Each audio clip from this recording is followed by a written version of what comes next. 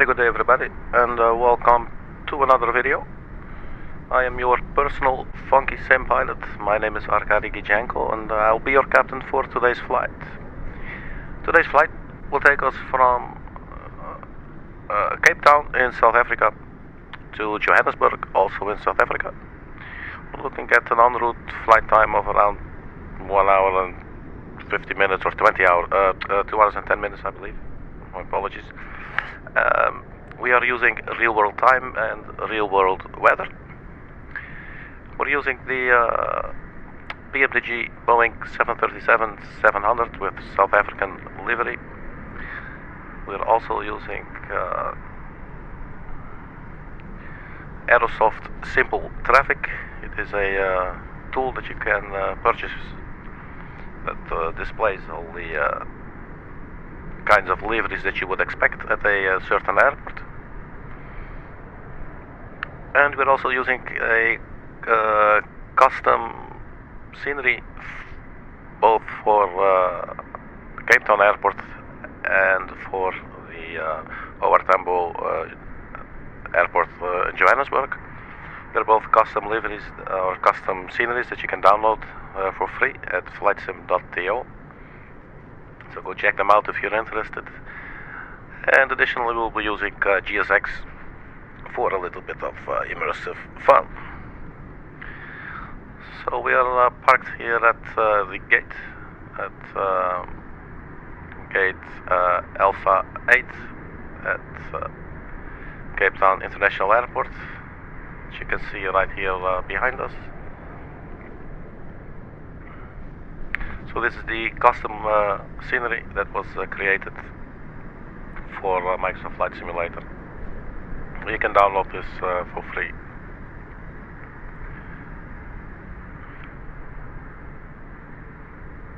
And that's the Cape Town area for you. Actually, the city is behind the airport, right there. But the camera is moving up relatively slow. But there you have it. There is Table Mountain, and there's Lion Head. It's a very beautiful place for sure. Got another South African there, we got a Turkish Airlines. So that's the kind of stuff I'm talking about when, when we're using the Aerosoft Simple Traffic tool.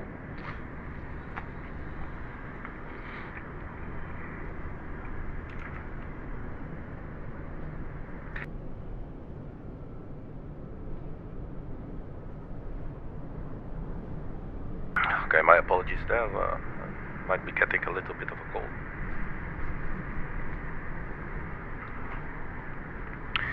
Anyway, so here we are. So let us hop onto the flight deck and get this thing going.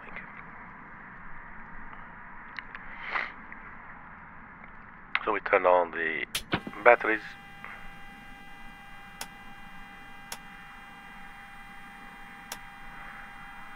And we align the aiders.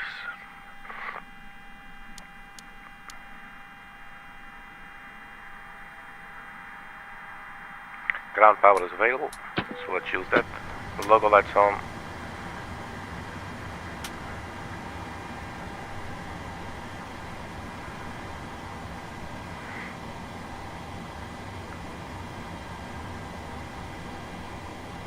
Get some lighting in the panel above us.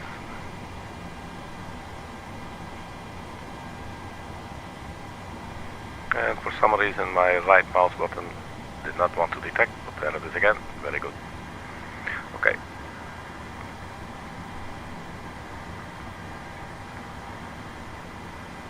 So we're requesting the flight plan from Simreef. Let's see if there is weather. There's no meter available today. I checked earlier today and there was no meter available for some reason. I mean, I checked like on a real website, if you will, like actual meter, but there is no data. So we're going to have to do without. I'm sure it's not the end of the world quite yet.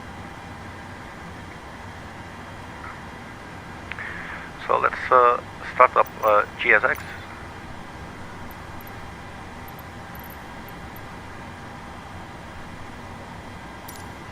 I may need to save my my flight again, or export my flight. Stand by one moment.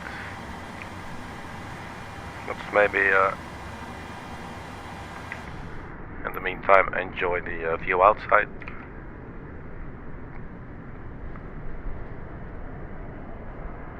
My apologies, I thought I was pretty prepared actually. So my flight plan.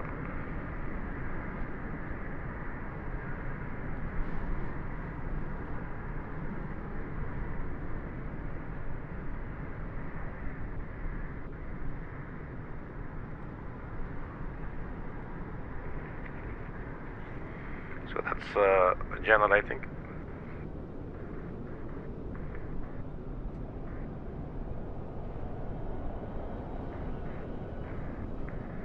So let's try this again.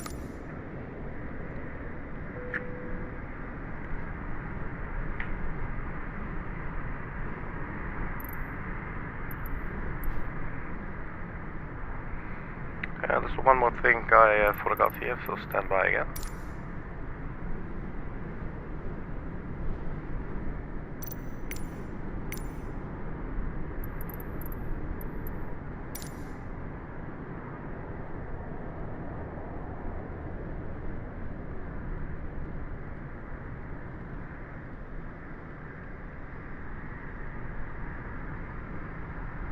So hopefully this works.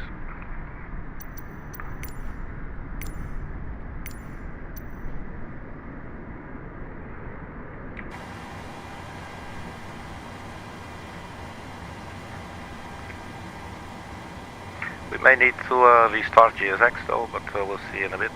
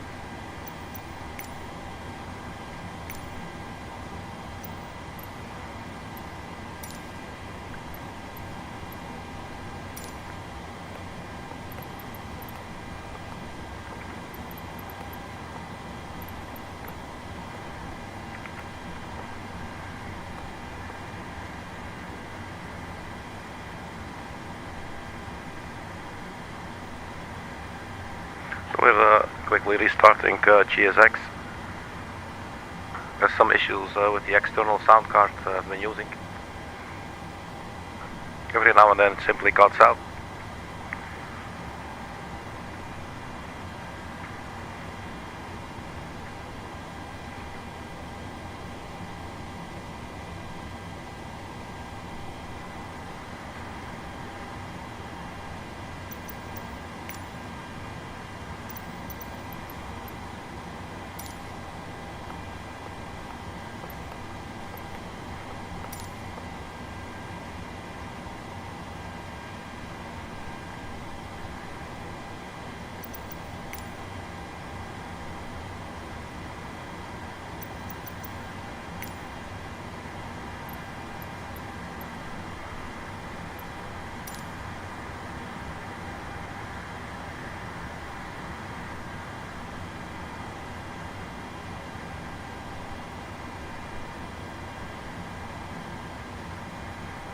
Does not look like it wants to work.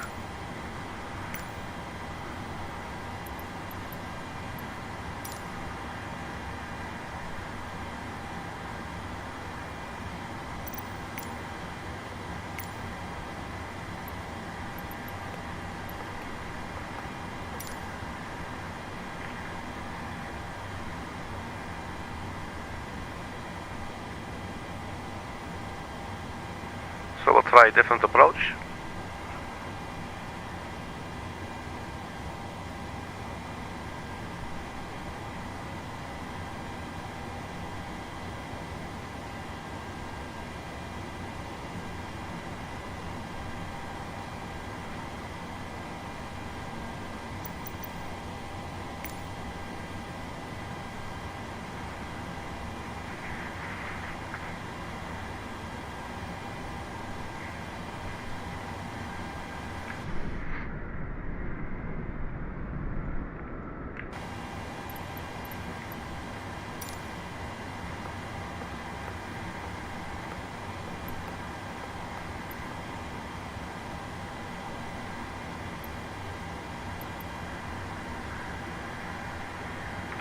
fucking out loud, Windows. Come on, man.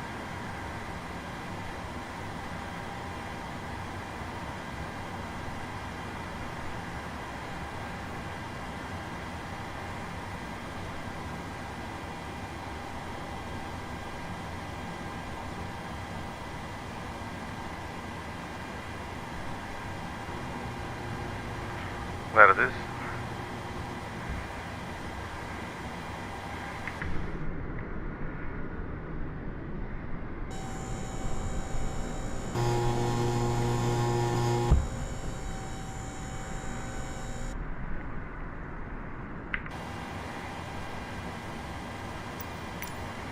Alright, so we can continue finally.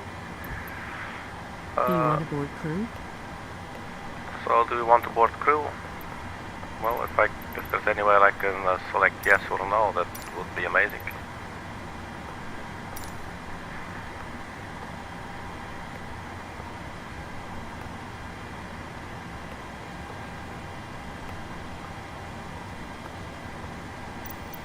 As you can see, the GSX is quite funny. You keep on having to open the stupid thing. Passengers boarding starting. Okay, let's not touch it, even though we fucking paid for that thing. I'm sorry, I'm available for children's parties as well.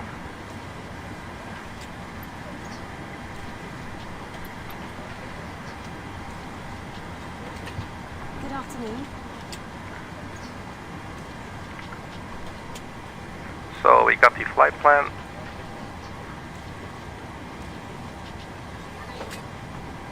Welcome on board.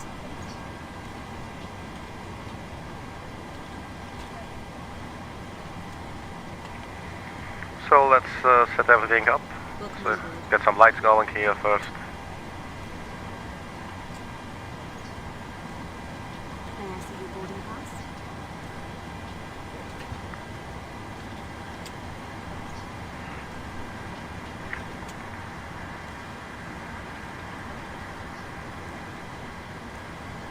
Welcome on board. There, so we can see what we're doing.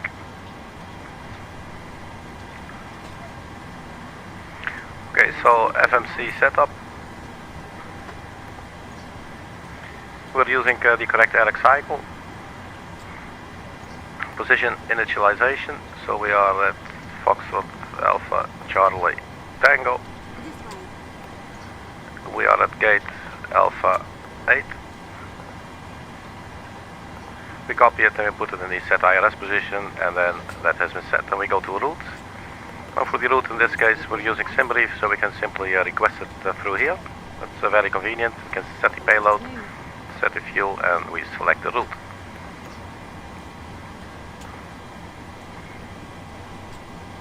Hello. So let's have a look at the LFP. Cost index 6. Cruising flight level 410. Wind 272 at 47. And the block fuel 5.4 and final reserves 0.9. So we load it up.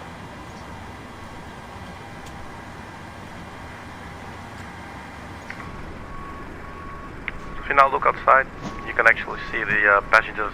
You should be able to see the passengers walking through the jetway. There they are.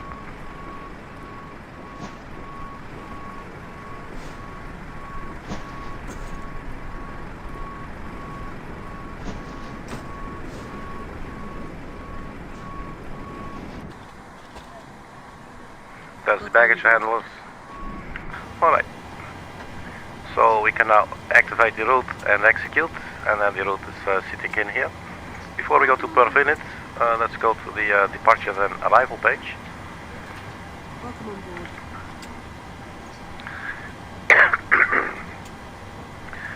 We're departing from runway 19er with the TETAN 1B departure. Hello. We're landing 03 left with the NIBEX 1 Bravo. Hello.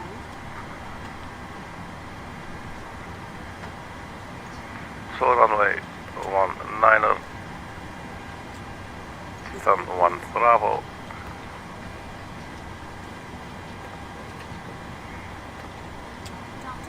ILS Zulu 03 left, the NIBEX 1 Bravo arrival. So the flight plan is now fully entered. Welcome on board. We'll check the discontinuity later.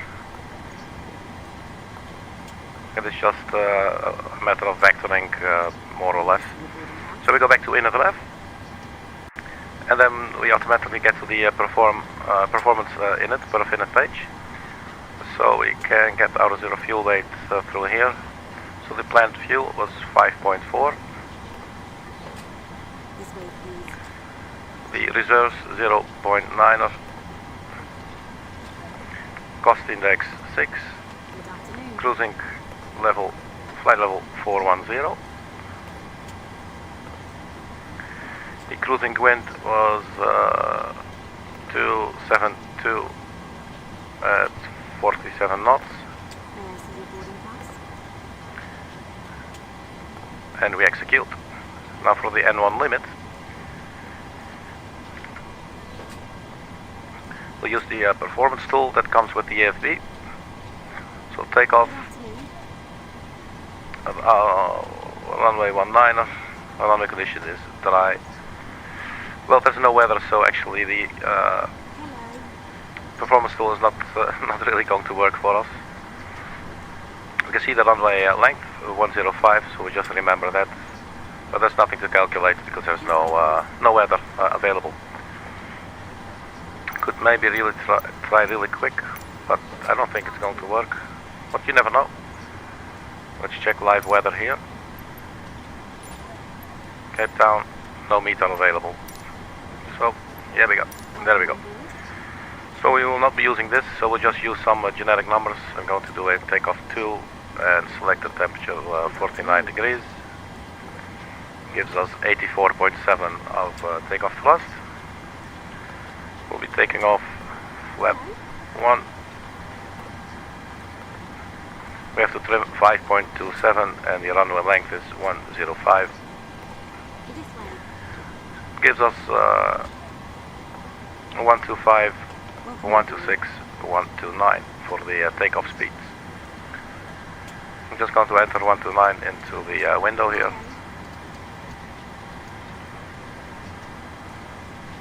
So basically now we're waiting for the passengers to sit down.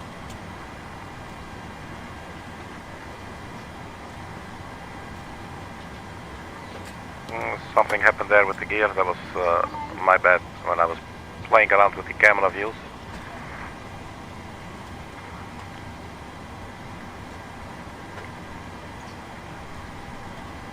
May I see your boarding pass?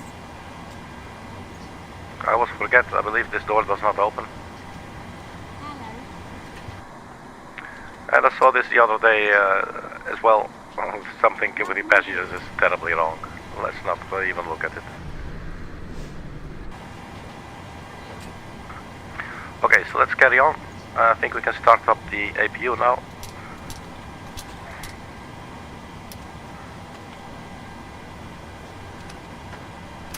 So let's no, let's not. Alright. So the aiders have aligned. We can turn on the yaw damper. APU is coming. Seatbelt sign can go on. We arm the emergency exit lights. Hello. We'll set the cabin altitude to flight level 410.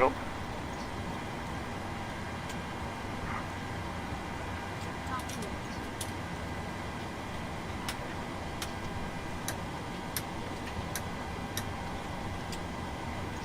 Hello. It looks like the APU is about ready, so let's turn on the APU lead as well.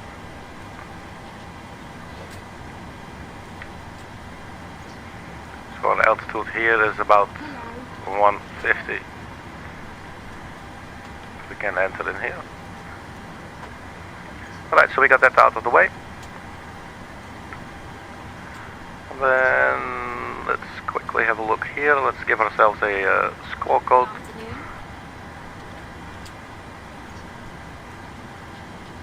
Welcome on board.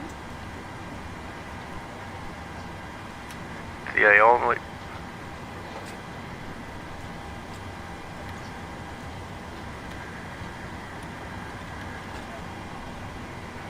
Hello.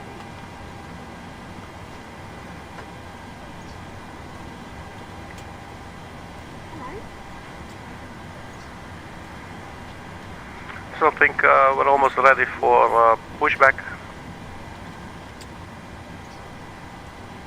What's this doing? Yeah, there's definitely something. I probably will have to reinstall GSX. But why this is doing, I don't think actually this is related to GSX. But if you see the passengers that we saw on the back, Hello. you know, with placeholders, that looks horrible.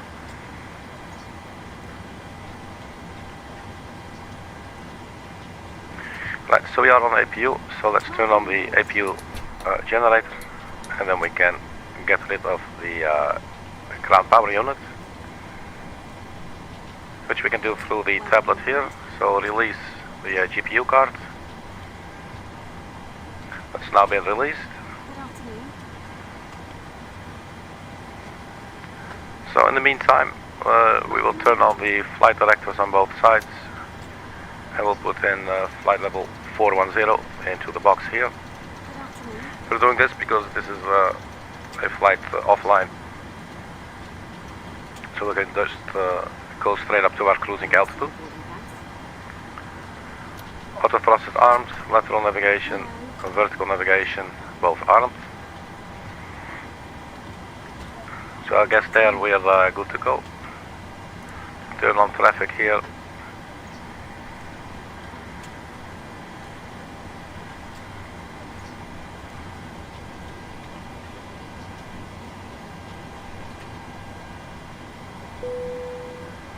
Alright, boarding has completed.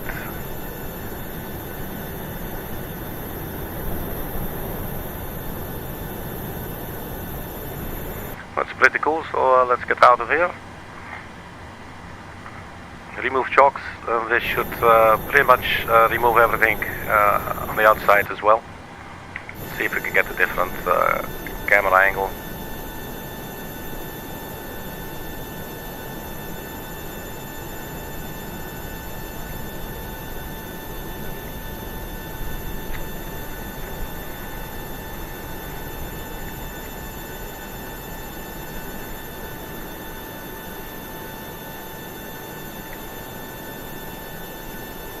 Well, nothing really appears to be happening yet. So we go to GSX. You need to set parking brakes to request ground services. Well, let's set the parking brake, shall we?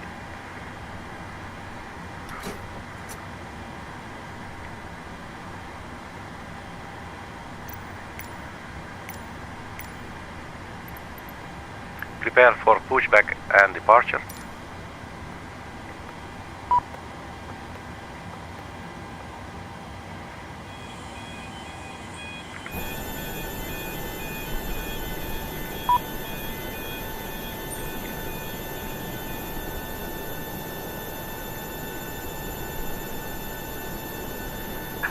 Hello, Captain. We are ready for pushback.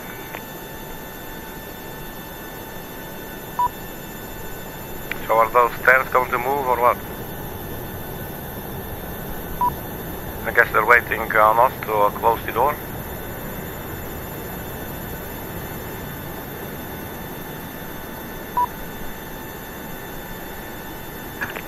Departure checks completed. Bypass plan inserted.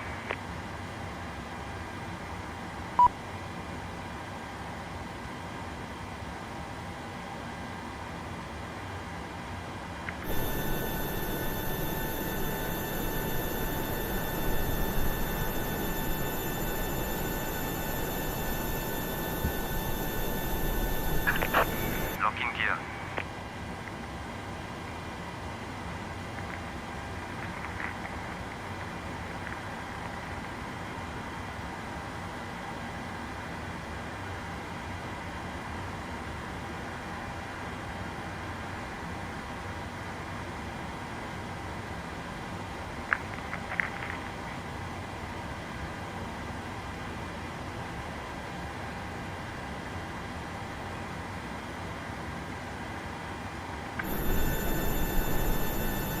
could just see there that the nose of the aircraft was being lifted up. So we will push back, nose to the right, tail to the left. Release parking brakes, please. So we'll have to release the parking brakes first. There we go. Commencing push. All engines clear. Start at well. Alright, so that's it.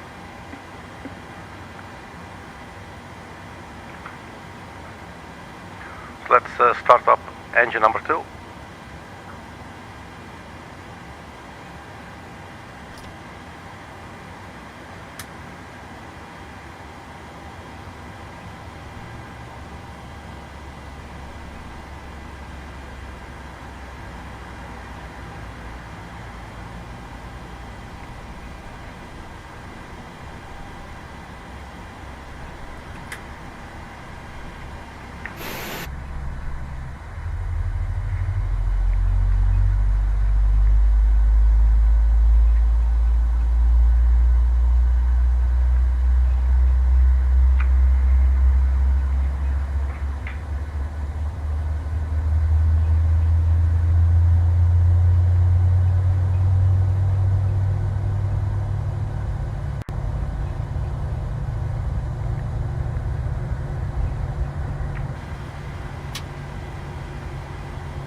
That's engine number 2. Let's start up engine number 1.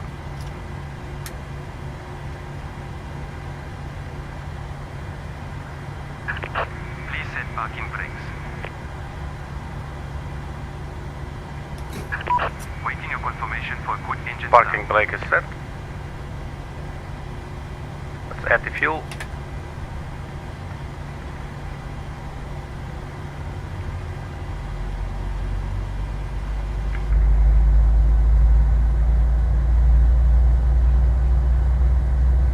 Let's set the flaps as well.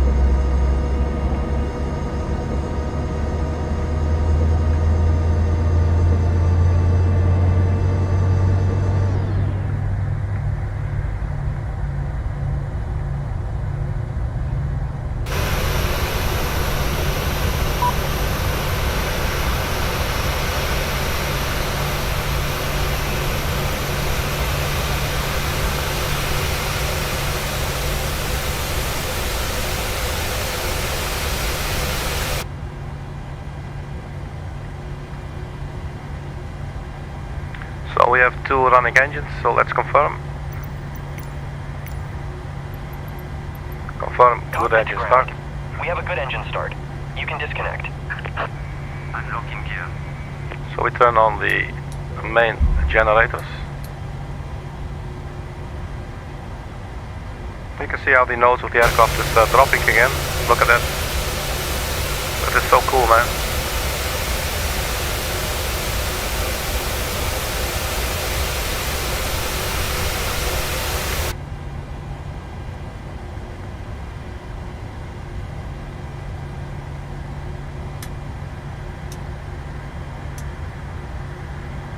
Let's turn off the APU.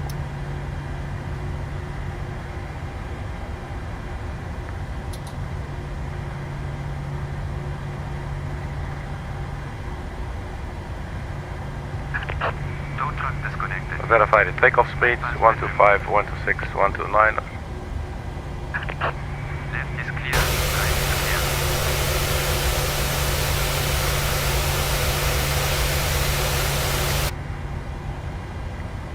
So let's wait for this gentleman here.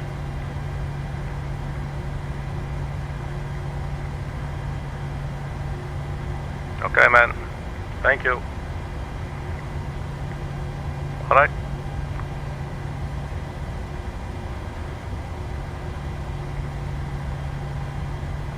We are about ready. Flaps are set. Auto brake to reject the takeoff. Turn on the runway turn-off lights and the taxi lights. Release the parking brake. And let's get out of here.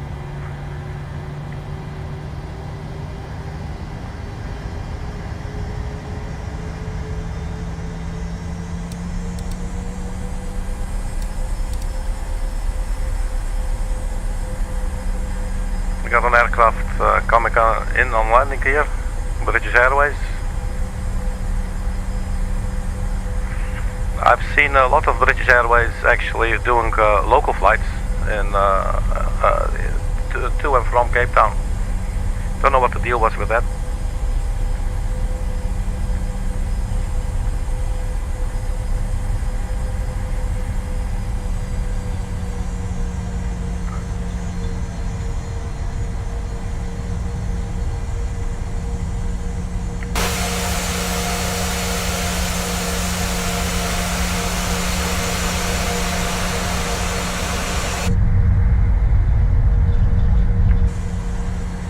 There's actually another one landing as well, South African Airlines.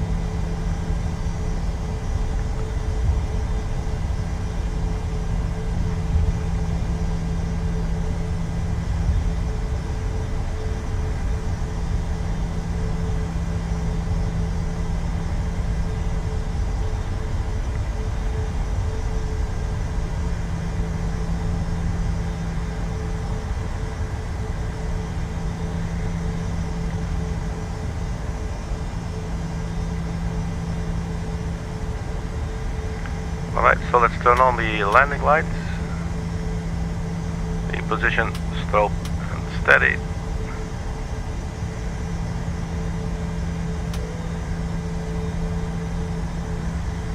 And let's go to TETAN.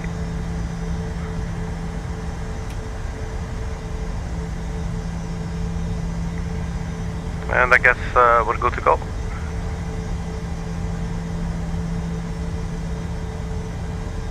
Cabin crew, take your seats for takeoff.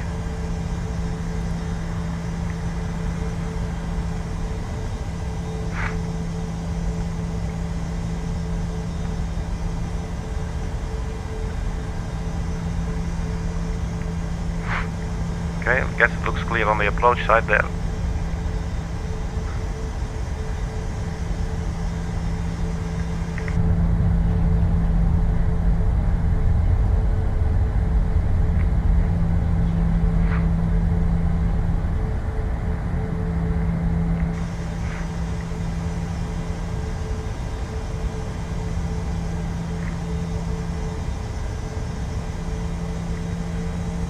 Alright, so let's start the timer.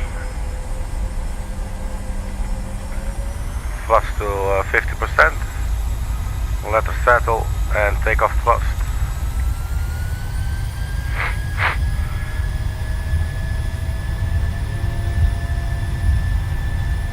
So let's go to Joburg. 80 knots.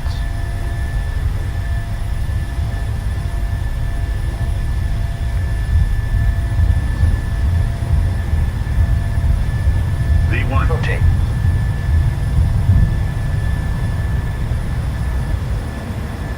Positive rate of climb.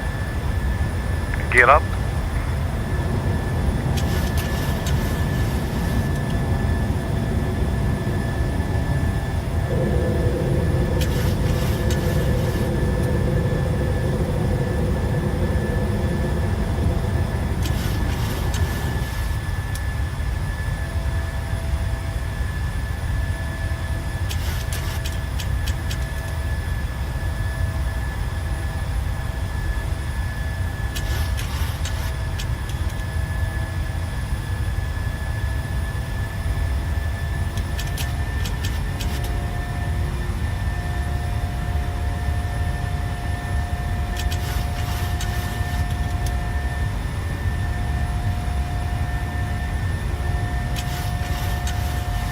Let's turn on the autopilot.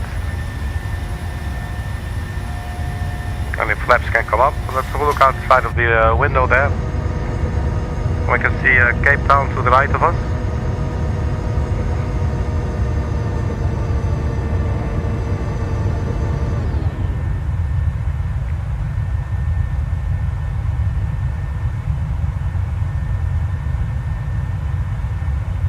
If you ever get the chance to go there, do it. It's really beautiful. You will not regret it. Alright, so let's clean up a little bit. Auto brake can be turned off. The runway turn-off lights and the taxi lights can be turned off as well.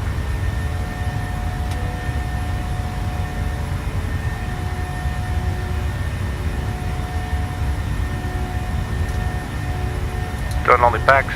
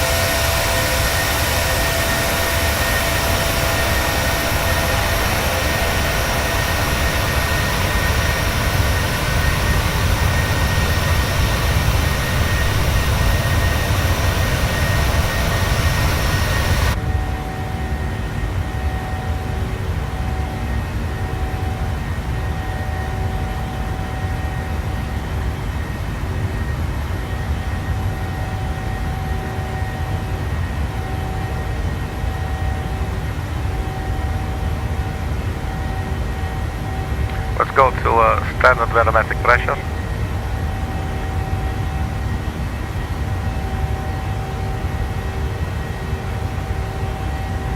So getting ready for a right turn in 7 nautical miles or so.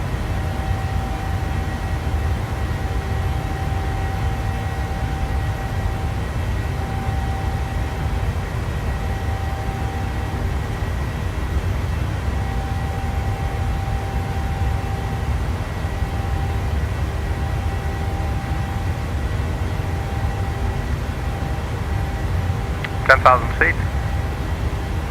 Let's turn off the landing lights and let's check our attitude.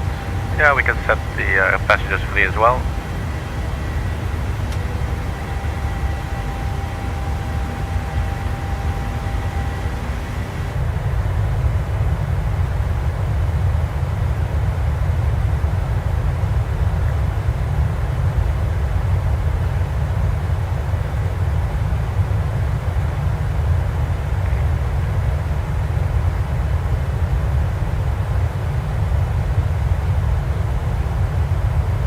And right there to the right side of us is the southernmost tip of Africa.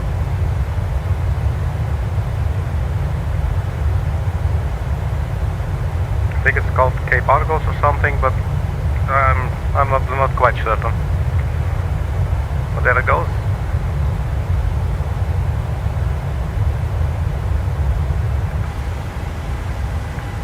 So we'll be flying to Johannesburg, which is situated fairly high, where Cape Town is sea level. Johannesburg is about around 5,000 feet in elevation, so that's really quite high. And you'll actually see that a lot of sports people, they actually go for training. They will go to Johannesburg because the air is so much sparser there. So basically, when they get back to, for instance, Europe, where the air is not as sparse, they will basically sort of a natural doping.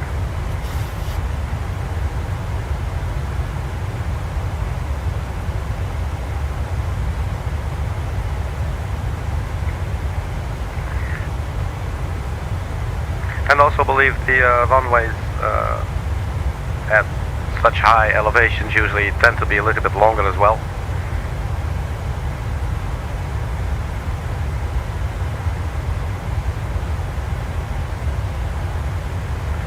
Let's have a really quick little sound check here for a second.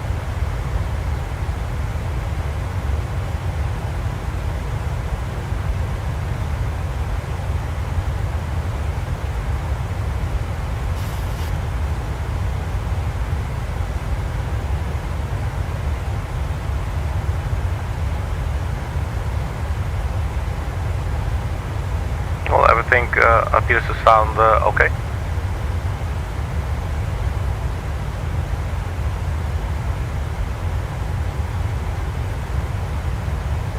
So I believe this is around Pringle Bay, either there or there, one of these corners. Not quite sure. But yeah, this is absolutely a very, very nice area to be at. A stable mountain.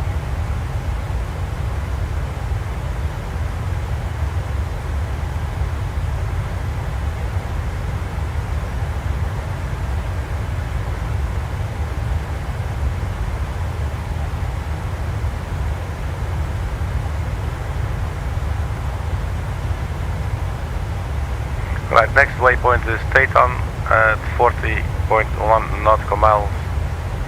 Let's zoom out a little bit on the navigational display. So our top of climb is in about, I don't know, 82 nautical miles or so. 86, it says right there.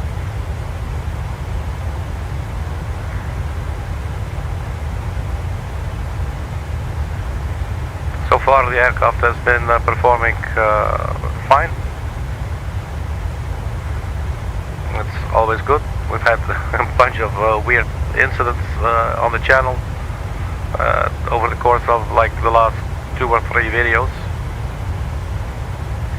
And I will have a look at the detection for the passengers. As you can see here, this is ridiculous. It's not nice. It's obviously struggling to find a specific texture, and it just puts a placeholder there, but we do not want to be looking at placeholders now, do we?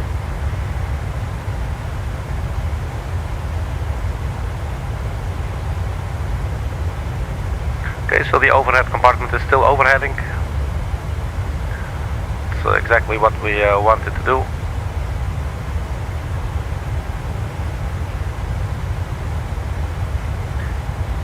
CND means that we are on, that the autopilot is engaged. It's following N1 level navigation, VNAV speed.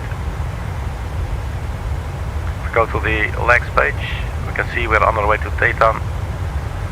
We should be there reaching flight level 333 at the speed of 0.76 Mach.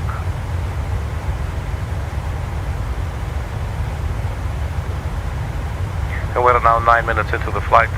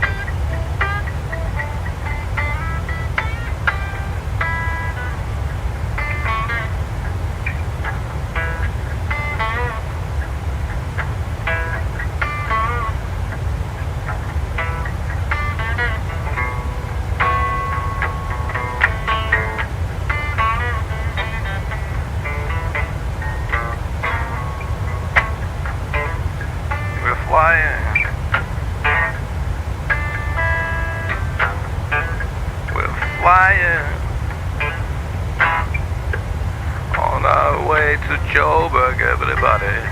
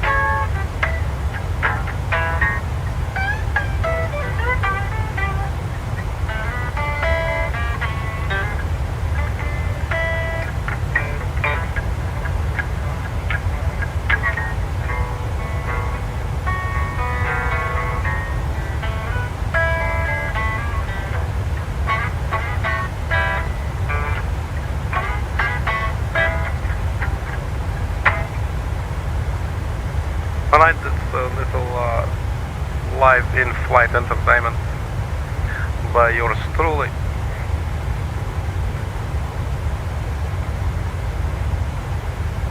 Alright, so what are we looking at? We are reaching flight level 333. We're almost at TETAN, so that seems to work out. We're at Mach 0.76. We should be 767.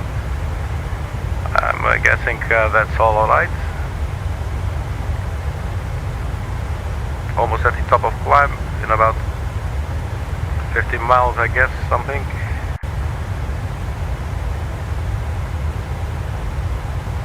That's 50 nautical miles. The top of descent is in 520 nautical miles, 1244 Zulu. That's in about 1 hour and 8 minutes. 6 minutes. Alright, so we could have a look at the just set up the aircraft for landing.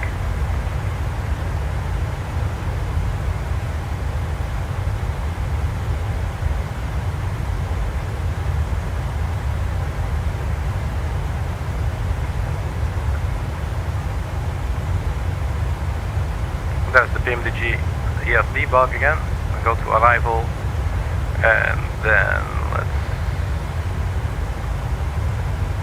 let's get the airport chart out as well. Put a pin in there. Let's see if this is the correct one. It looks like it. NIBEX 1 Bravo is our arrival. And our approach will be runway 03 left, ILS Zulu. So we put a pin in those. Go to pin. So maybe first have a look at the arrival. Let's go full screen here.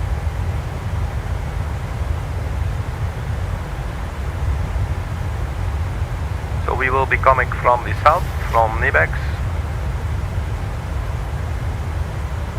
and as I said earlier, we should also have a look at the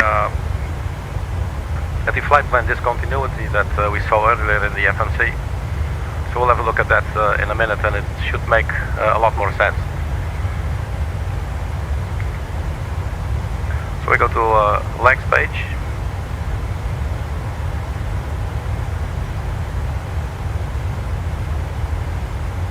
So JS015 NIBEX, JS12 13 14 50.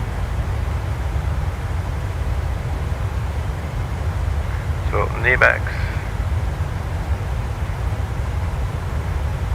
1 Bravo, so we take a right at JS012, 013, 14, 15. So that lines up perfectly. It's basically straight in landing. So after JS015, according to the flight plan, on the next page there's nothing, and then there comes Charlie in the 03 left. So let's have a look now at the final approach chart.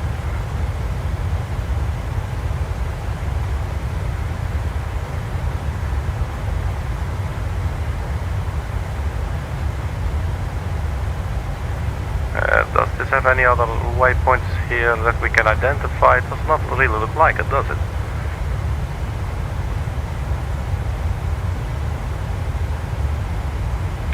So, but I think we can just connect them.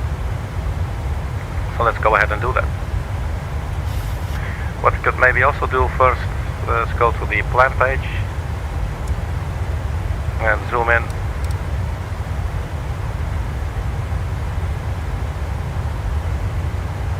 So basically we need to line these two up together. In order to do that, we just click in front of the waypoint that you want to move, and then it places itself here into the scratch pad, and then you just click on the empty one there and execute. And there you can see they are now lined up. Let's also put in a range ring. So glide slope starts at 11 nautical miles from JSV, which is Johannesburg, have a really good look here.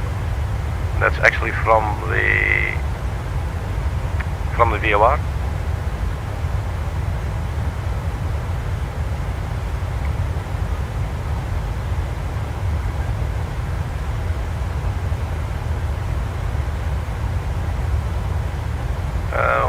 Could maybe put a ring at 11 and a ring at 4.2. The klaxon that we just heard means that we are at flight level 400, so we're almost at cruising.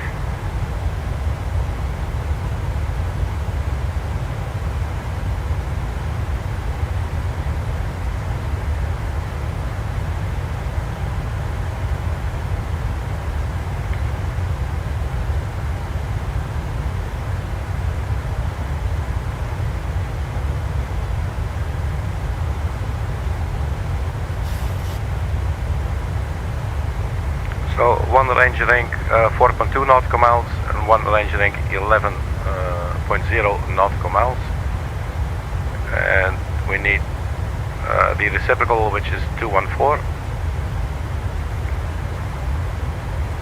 So runway 03 left, we put it in scratch pad, we go to the fix page, right there, we enter it.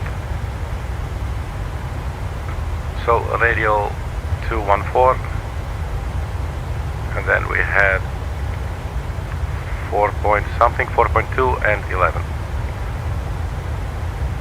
So 4.2.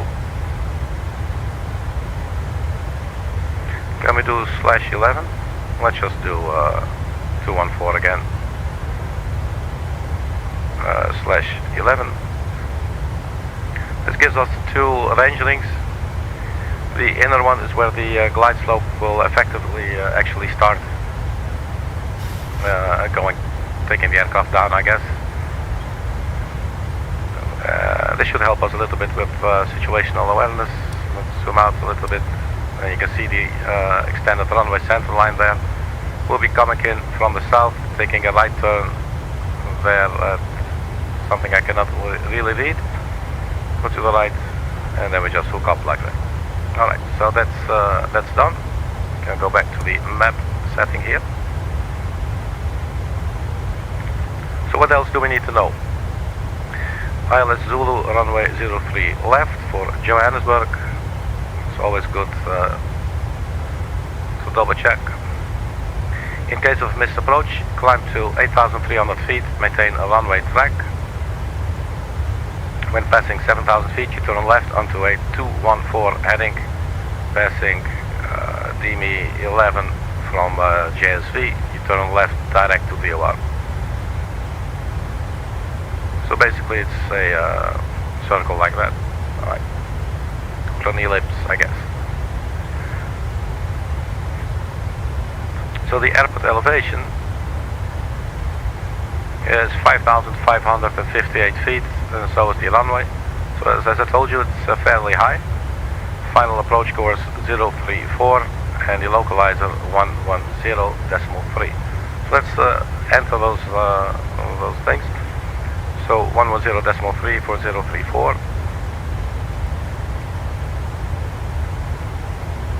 So 110.30.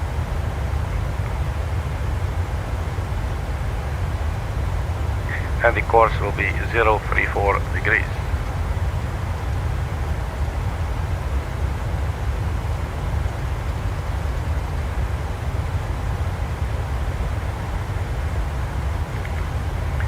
Now the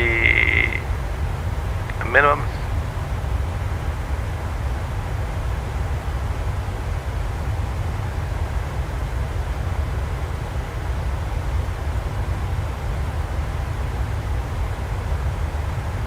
So I guess that's 200 feet radio altitude.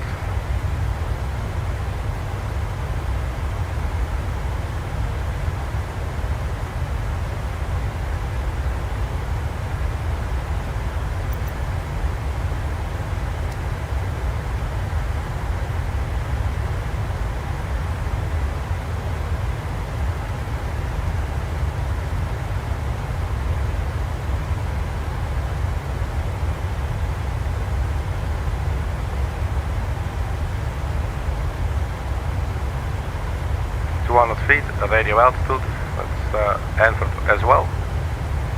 We do not know the local QNH. I'm not sure there's weather coming online at all today.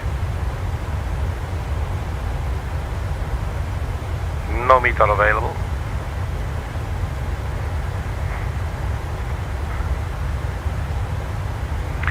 What else do we need? We have the radio altitude. We do not have the altimeter yet. We have the runway, the ILS frequency 110.3 and the course heading of 034, 110.3. So let's cross check that again, 110.3. So that's correct. And what we could maybe also do is go to the INFF page, approach left speeds, flap 40 degrees, which gives us a approach speed of 122 knots. We add 5, gives us 127 knots. And that information is now in the lower left display of your PFD, primary flight display.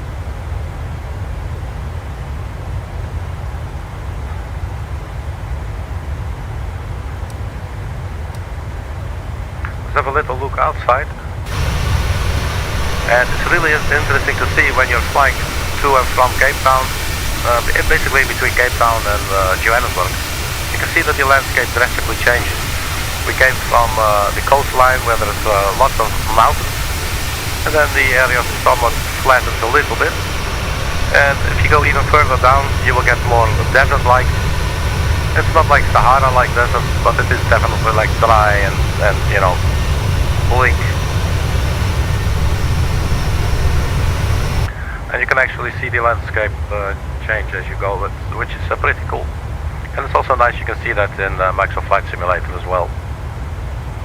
So basically we're pretty much set up for landing. Obviously we'll need to do the auto brake and everything. But in terms of, I don't know what they call it, landing data, I guess, so the VRF speed and the altimeters. That looks all to be in.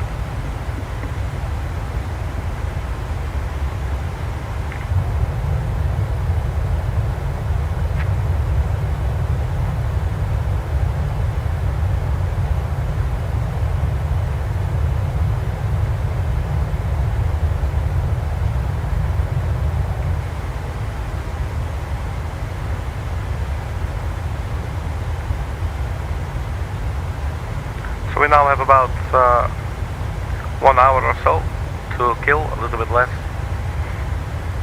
before we start descending. We are now 26 minutes into the flight. Fuel is 3.6. Let's have a look at the progress page. So by the time that we touch down at our international Tambo airport, we should be sitting with 1.8,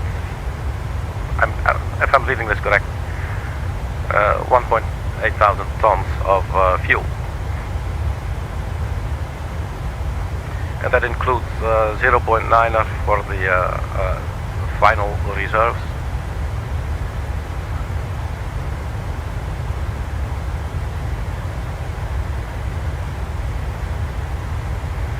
Let's see if we can get some descent winds maybe. If you go to the forecast page, you go onto the descent button here, and then you click on forecast, request.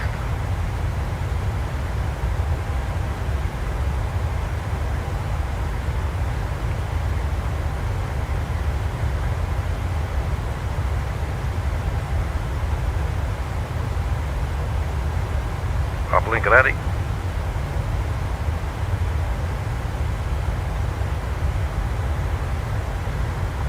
And let's execute.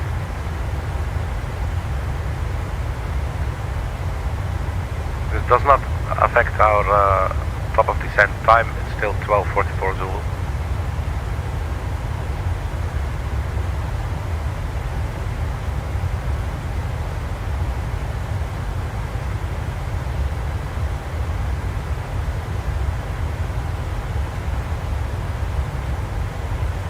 we have a little bit of a tailwind, as you can see, from the coming from the left.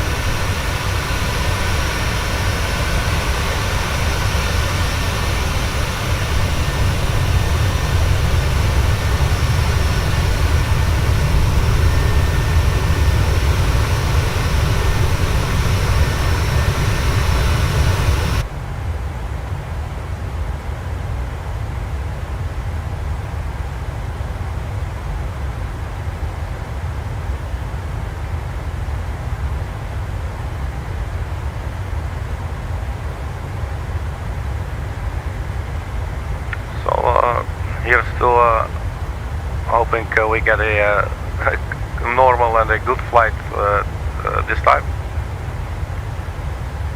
Because as I said, we've had like 2 or 3 flights that one I totally actually crashed. It's just a stupid pilot probably what I did. I was flying the Cessna 414AW Chancellor out of Vancouver to Seattle, real world weather, and the weather was bad. There was poor visibility, it was cold, there was icing, and the aircraft simply did not have power, went into a spin. I was able to come out of it at around 1400 feet above the sea. I recovered from that, tried to return to the airport at Vancouver, and while doing that, the engine basically just sort of stalled on me, I guess, or basically the aircraft, not really the engine, but the engine did not have a lot of power, it seemed. It was really weird. So probably something to do with the icing conditions. So a very poor choice on my part to fly that aircraft under those conditions. Fortunately, it was just simulated, so no real bugs died, but still. And another flight with the Phoenix A320. There was a problem with the landing gear before even actually taxiing, and after takeoff that appeared to be okay, but then there was a problem with the auto thrust, which went to toggle lock, and I wasn't really quite sure how to get it out of toggle lock, so basically I turned off the auto thrust and turned it back on again. That appeared to help, but there was also something going on with the navigation, and then I made a stupid decision to go to a direct waypoint, but that waypoint was actually a go-around waypoint. So yeah, so there have been some really stupid incidents on the channel, but that's what we're here for, to have fun and to learn things, and mostly to have fun.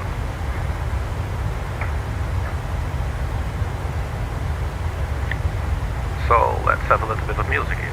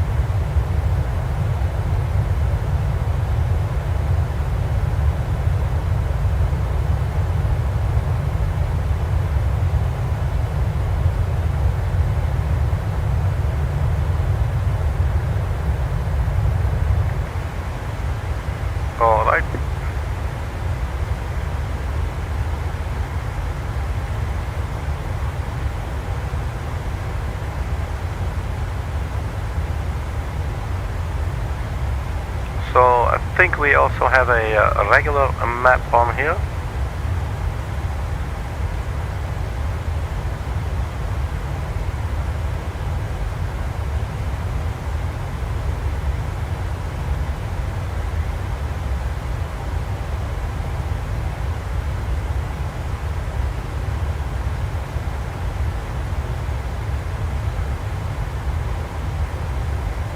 Yeah, that map, I don't really like it very much. Let's open up Navigraph.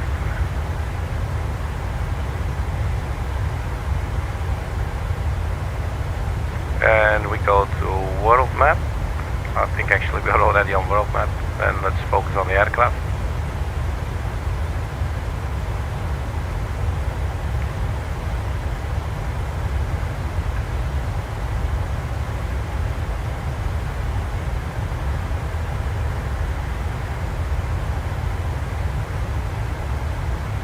So we're about to leave the Cape Town area.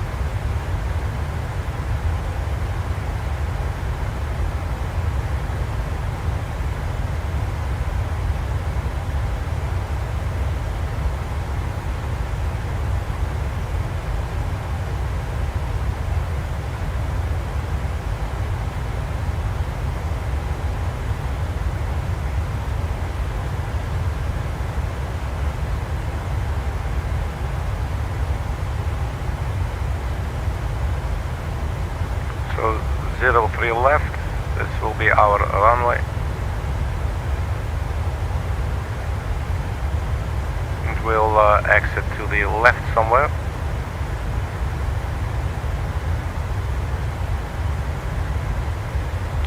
And then you have international terminal, central terminal buildings, domestic terminal. That's around here. Domestic pier. Alright. Nothing we can handle.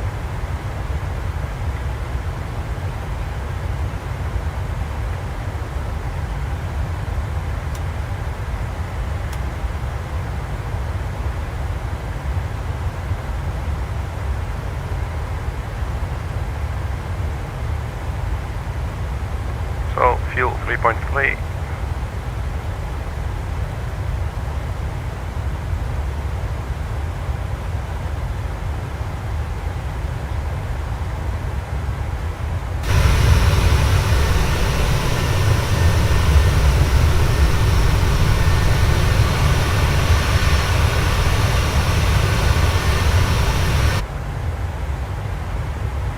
Now 38 minutes into the flight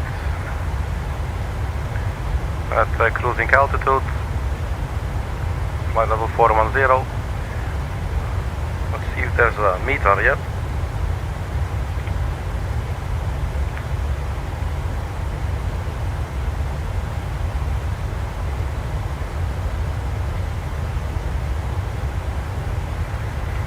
No, there's still no meter.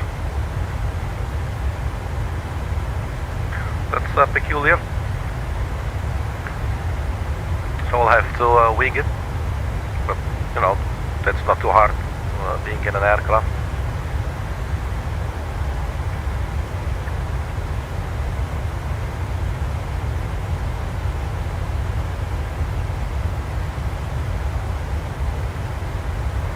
Basically we have everything set up. The wind is now 321, 302 at 54. We were expecting 272 at 47. It's a little more gusty up here. We do have quite a bit of tailwind. And we're maintaining 0.766 max speed here.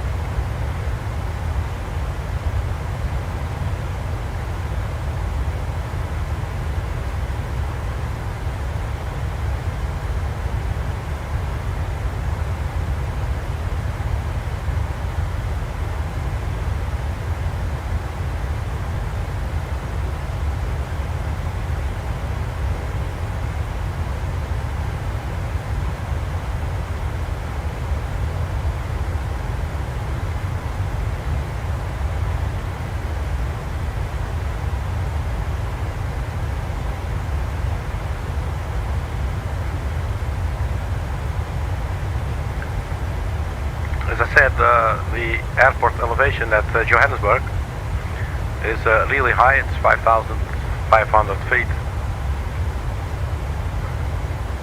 So let's have a look at the airport diagram. Check the length of the runway. Because usually you'll see that they have a lot longer runways where the elevation is really high due to the air being not as compressed as you know, on lower elevations.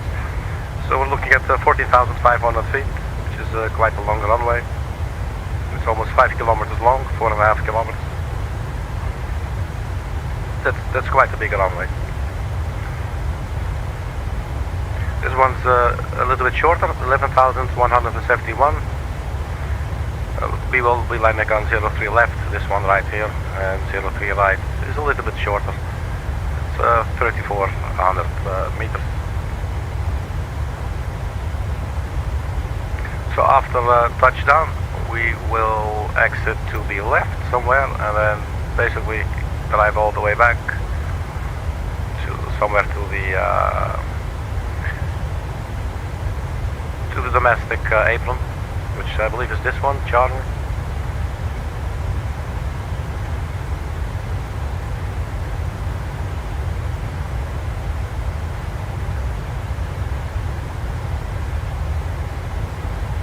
Let's have a look at the arrival chart as well. Basically what we start to look at initially before we set everything up. Oh, my bad. So, chart is for Johannesburg, FAOR, NIBEX 1 Bravo, which is our arrival. We'll be flying to NIBEX.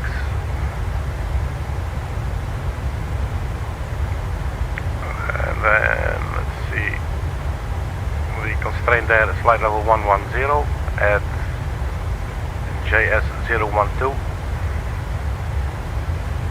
Let's look for that in the on the legs page. And there it says 110 or above, and speed 210 or below. And we can see both on the chart here, max 210 and flight level 110 or above.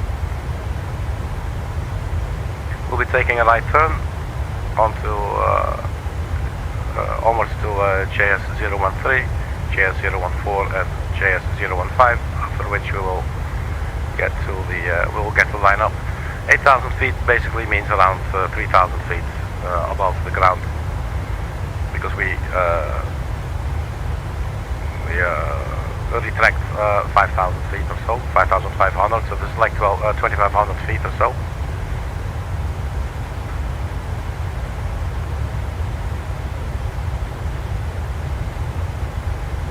We could maybe also put in the Johannesburg VOR 115.2.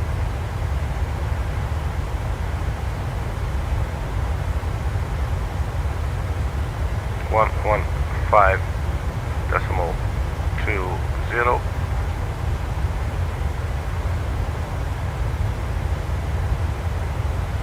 And that is not picking up, obviously. It's still quite a ways out.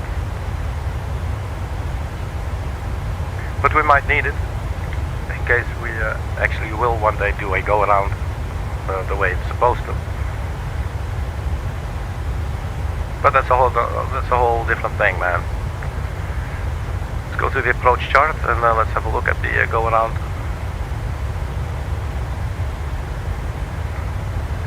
So you're trying to land and then you decide you have to go do a go around. So you climb to 8,300 feet. You maintain your runway track of 034. Then when you pass 7,000 feet, you turn left onto a 214-degree heading. So you turn left, and once you reach 7,000 feet, you turn left heading 214. Then when you're passing 11.0 nautical miles from JSV, which is this VOR right here,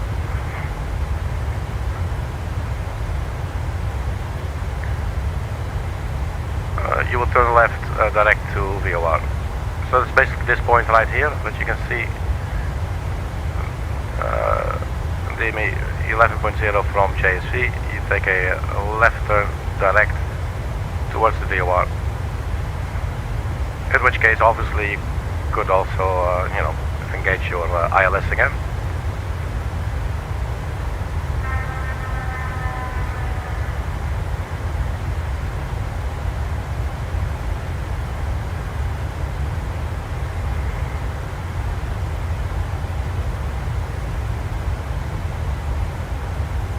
Transition altitude is 8,000 feet, so that's basically the initial approach fix, I believe.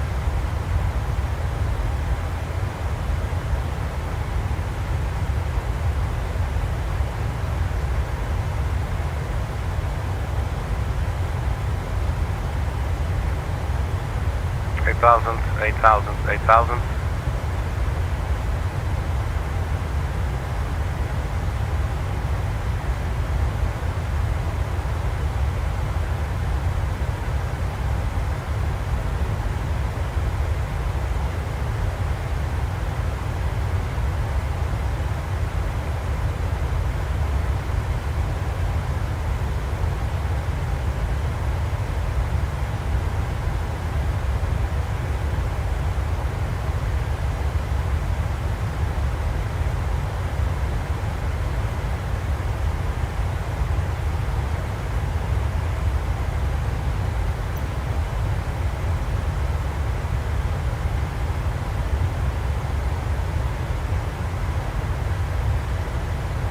Do they have another ILS chart maybe?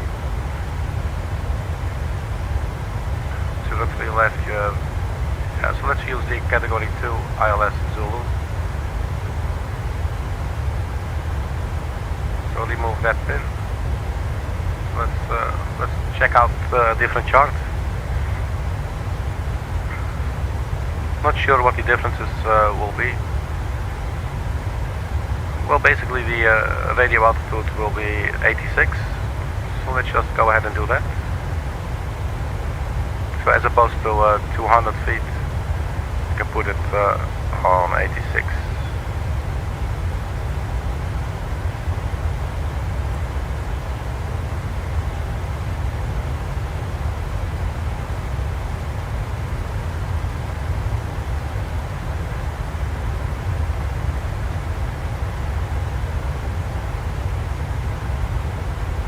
So 86, that's enter.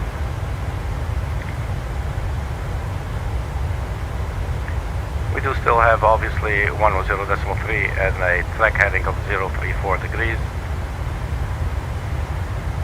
11.0, 4.2, this is all ILS related. So it doesn't really change a lot, except the decision altitude.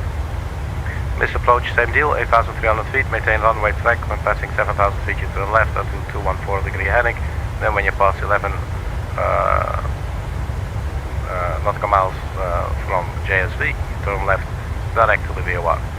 We have entered the VOR, just in case we might need it, into the VOR2, or rather in the NAV2 box here on the right,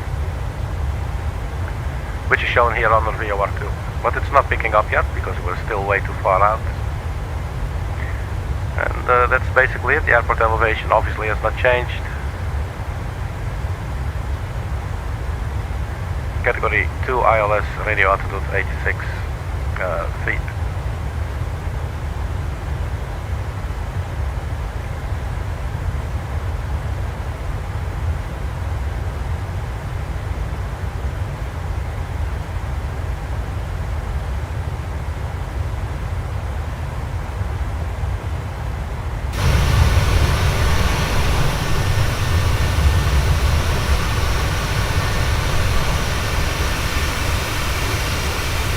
So the surface below us is starting to look a lot less green and a lot more brown and yellow.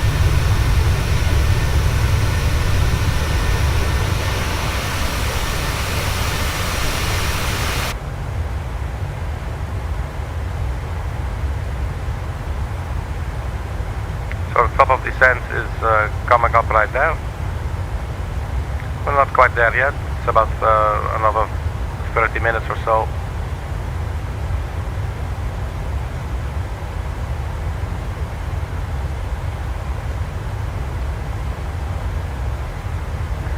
So I will quickly step off into the galley, and I'll be right back after these commercial messages. Don't nobody go nowhere.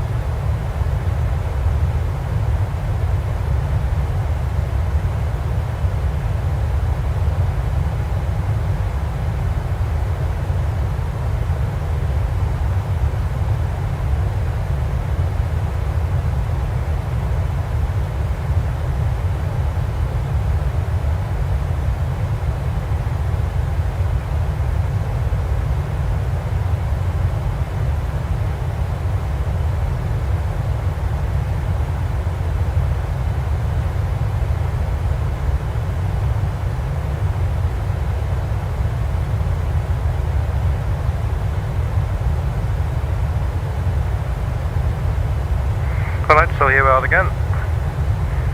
Just stepped off into the galley for a little bit to get some breakfast. We do need some energy when we're going to be landing this thing. So what we're looking at, the top of descent is coming close. It is there. It's in about 20 minutes or so. Let's look at the descent page, 12:45 Zulu. That's in about 20 minutes or so. We have basically everything set up. Just there's no weather information for some reason for both Cape Town and Johannesburg. I also tried to look online on this meter website, and even there it says there's no data. So don't know what's going on there with those guys, but they don't have any weather. But looking outside, there's there's some weather going on. We got a little bit of clouds going on there, and as I said earlier, you can definitely see the terrain below us changing as opposed to where we left. Cape Town. There's a lot more green, and here it's a lot more red and brown and yellow. And especially when you're obviously close to the ground, you will notice these differences very well. It is a big difference. It's around 1,400 kilometers apart, these two cities, so obviously you'll be crossing some terrain changes. And also you can see there's hardly any big mountains here. We will expect some mountains, I believe, or was it maybe if we fly to Durban? Let's have a look at the right side. I think around there, but I think if you're flying towards Durban, then there's also some mountain ranges that you will cross. So sitting here, chill, 410,000 feet. And we are now 58 minutes into the flight. And everything appears to be functioning A-OK. We still have 2.8 thousand kilograms of fuel on board. We're left with 5.6, and we will be landing with 1.8 according to the descent or to the progress page. We should be looking at 1.8 by the time we touch down at 1308 Zulu.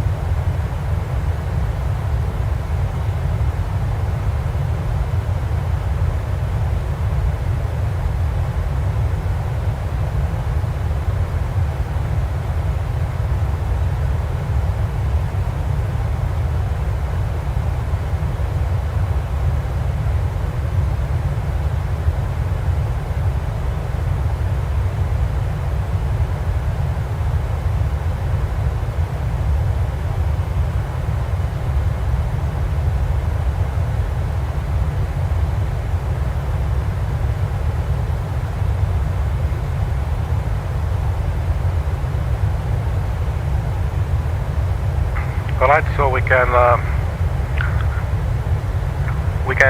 check launch from the checklist.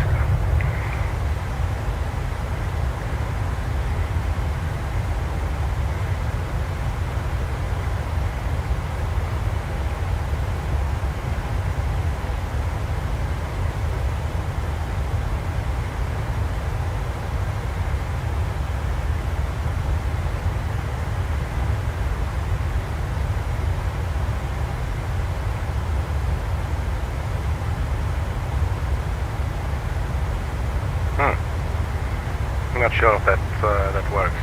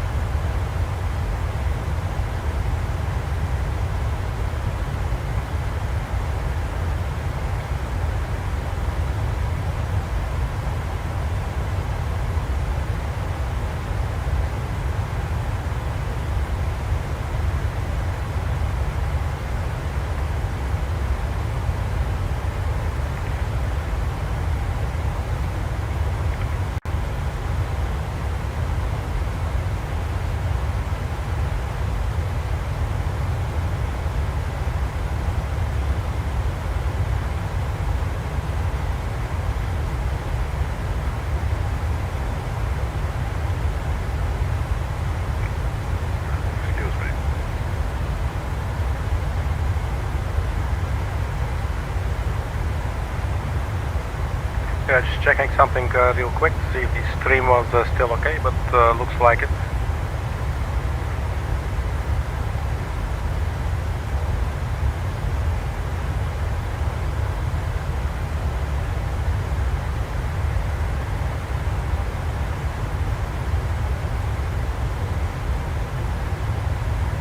So in about 15 minutes we will start our descent.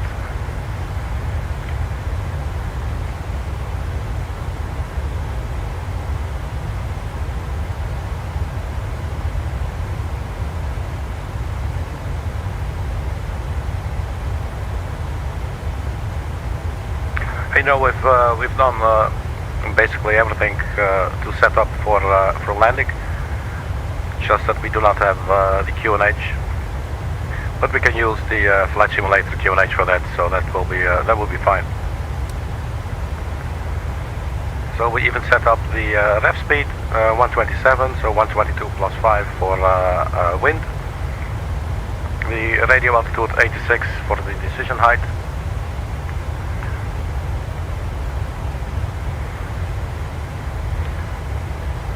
We're now 1 hour and 4 minutes into the flight.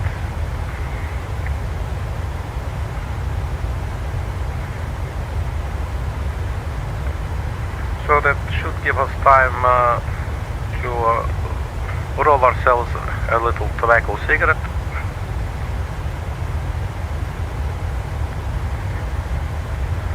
The JSV FAOR is not being received yet.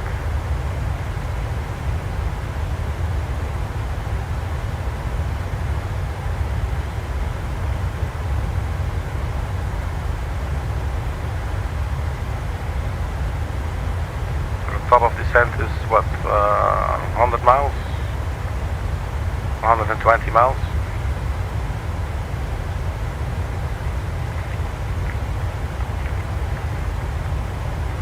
Yeah, so check out the sceneries for both Cape Town and Johannesburg on flightsim.to. They are community-based, just made by enthusiasts, and I'm really sorry that I did not remember the name.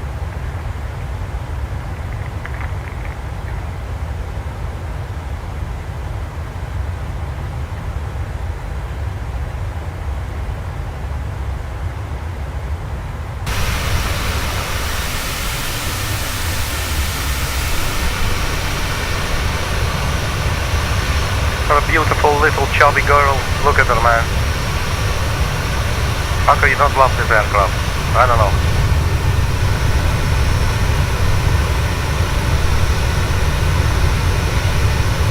And if you ask me, they are amazing to fly, really. I definitely started loving the Boeing 737 again. They used to be my favorite aircraft in FSX and FS 2004.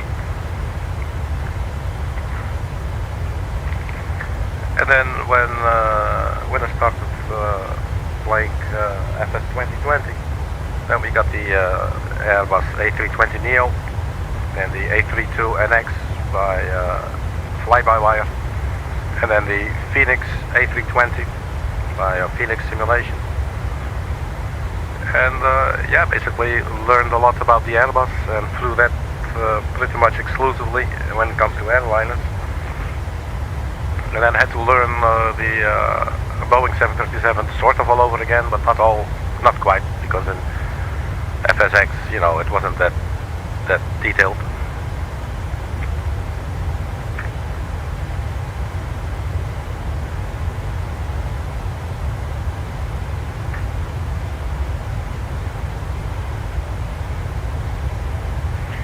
Nine nautical miles, 12:45 Zulu. So it's about 13 minutes from now, and we will start the descent.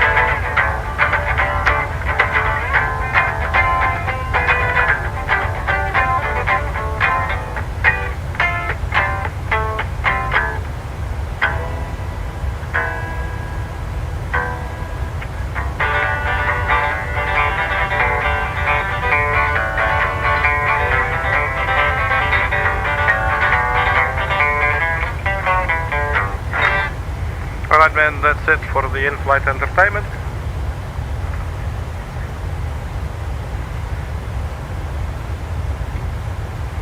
Live in-flight entertainment by yours truly.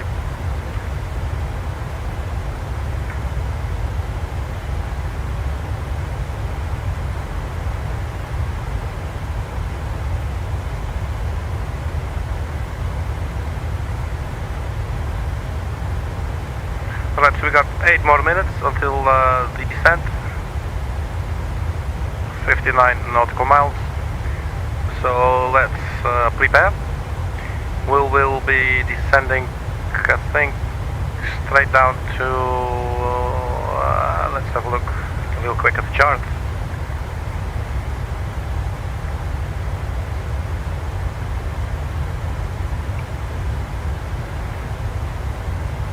Let's go to 8,000 feet. Or are we going to go to 6,808? I'm going to start with 8,000.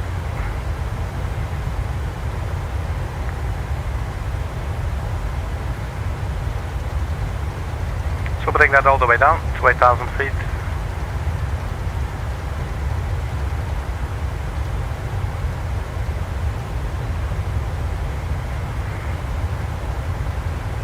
The FAOR is not picking up. Obviously the ILS is not picking up either, which is a lot weaker.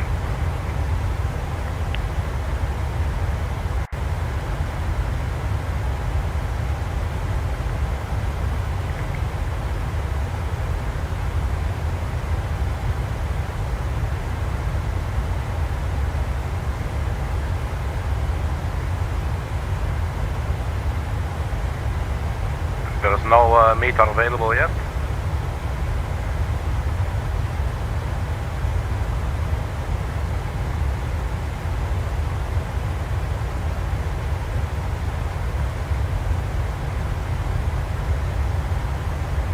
Let's get the star chart. There's the ESB bug.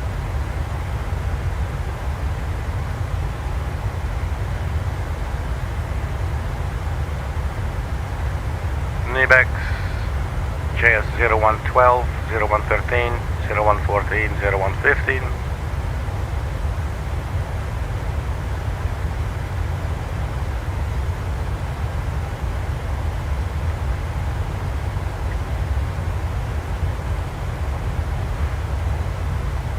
Up next is Apex,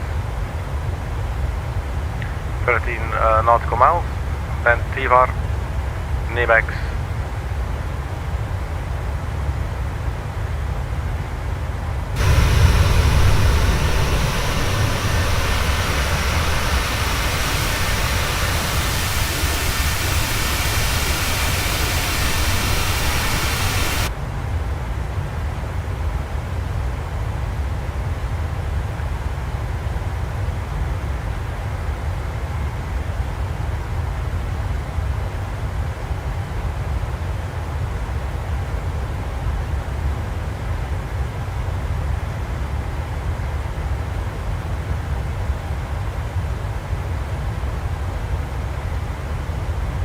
So 5 more minutes until the top of the descent. We're now 1 hour and 15 minutes into the flight. We have 2.3 thousand kilograms of fuel that we're still carrying with us. Fuel balance seems okay, 1.14, 1.13 in the left tank.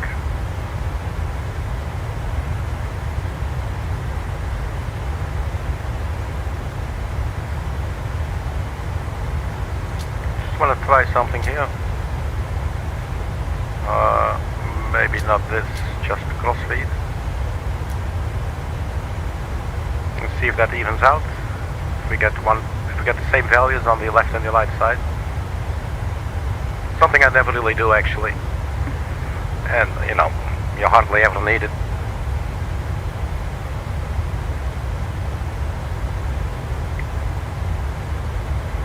And if that doesn't work, perhaps we do need the fuel pumps. Let's just turn them on, see if that makes any difference.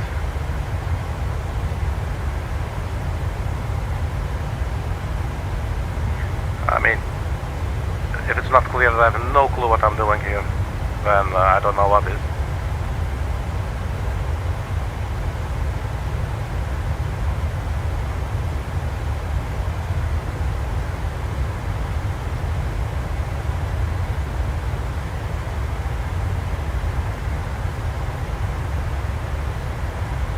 It's about 10 kilograms difference.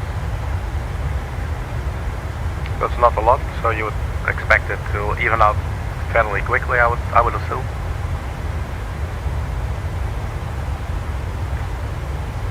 And I'm thinking it is probably gravity fed, and you would maybe need the fuel pumps under certain conditions where it otherwise won't work, I don't know. But it doesn't appear to be working at all.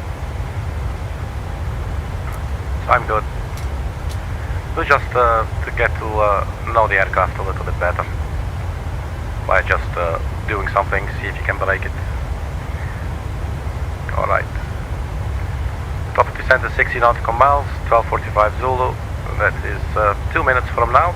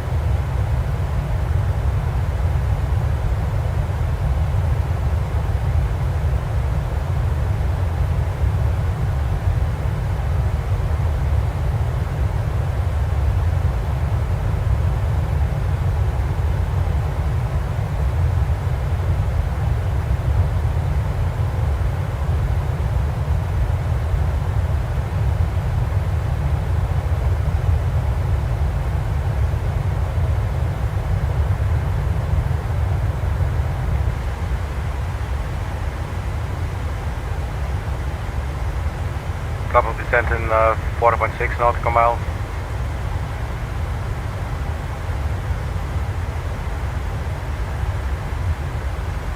We did put in 8,000 feet there. FMC speed, lateral navigation, vertical navigation, following path. So that's all good stuff. Up next will be T-bar. But first, let's get this sucker down.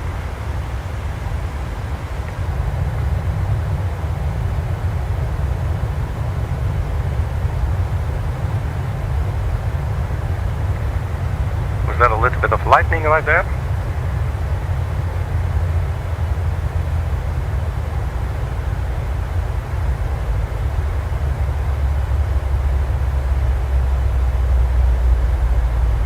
At least it looked like it.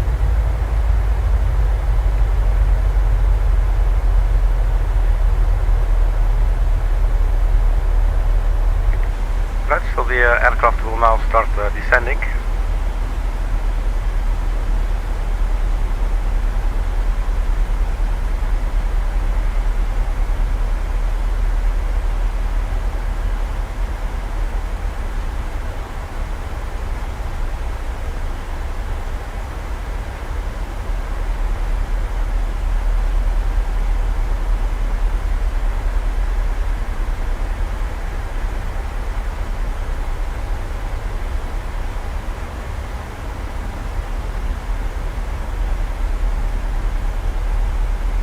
Let's address the cabin.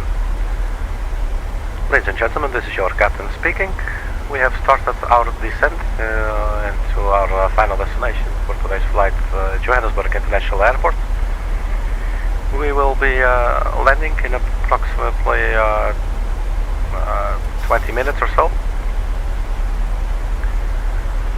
We will turn on the passenger seatbelt signs now, so we request you kindly request you return to your seats and fasten your seatbelts. the weather at Johannesburg is fairly good. We were unable to get a detailed weather report, but looking outside of the window, we can tell the weather is fine. On behalf of South African Airlines and the entire crew, thank you very much for flying. Have a good day. Alright, so we got that out of the way. So the transition altitude is 8,000 feet, at which point we will switch to from standard barometric pressure to local barometric pressure. In this case, we'll just use the B button on our keyboard. You can see here the VOR for JSV has picked up. We're 100 nautical miles from the VOR. We would need that in case of a go around.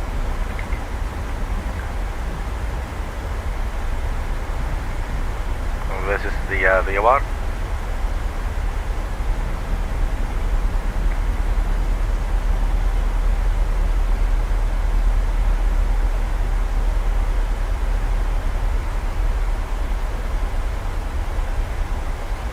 Quickly check to see if there's actual weather. Nope, no sorry Bob, no weather at all.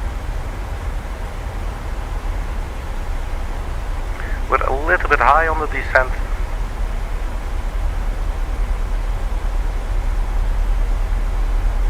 "58, 57 feet, 54 feet, 50 feet, so that's fairly okay.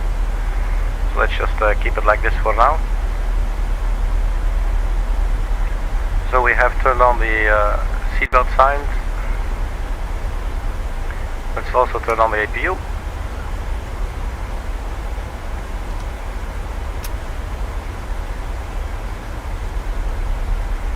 And let's also set the airport elevation, 5,558.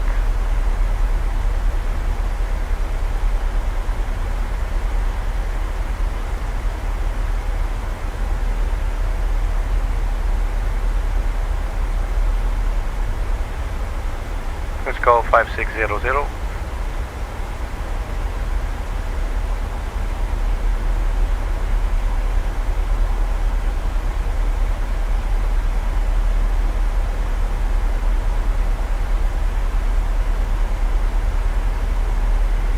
Basically, we can see the approach and the final approach all in one view right now. Basically, we're following on to NIBEX, JS012. I think there's actually one in between.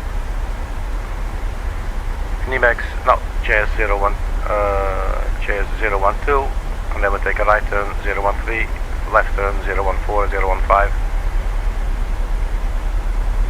By which time we should be fully configured and lined up.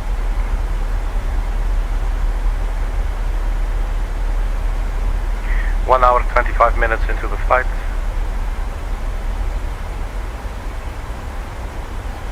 Let's check the descent checklist. Pressurization set. Let's check the recall. Recall checked. Auto brake. Let's put the auto brake on 1. Check. Landing data VRF minimums. We have the VRF 122 plus 5 is 127. We have the minimums 86 feet above the ground. Approach briefing completed. And then the approach checklist set the altimeters, and your landing engine start switches to conf. Speed brake armed, landing gear down, flaps down, and green light.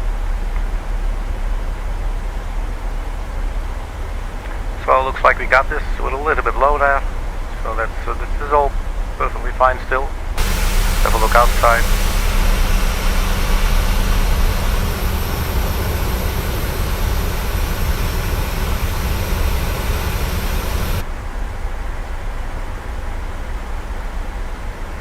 There is the range rings coming into sight. There's the 11 nautical mile range ring, and then there is the smaller one, the 4.2 nautical mile.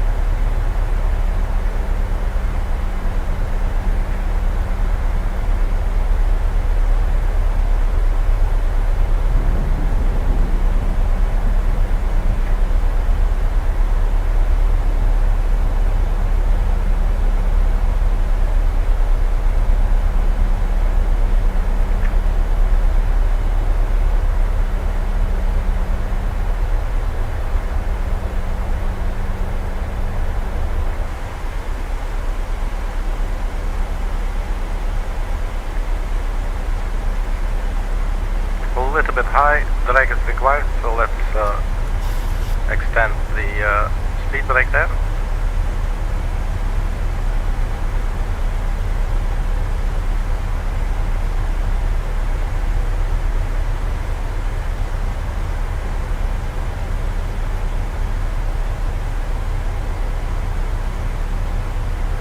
So decrease the speed brake a little bit.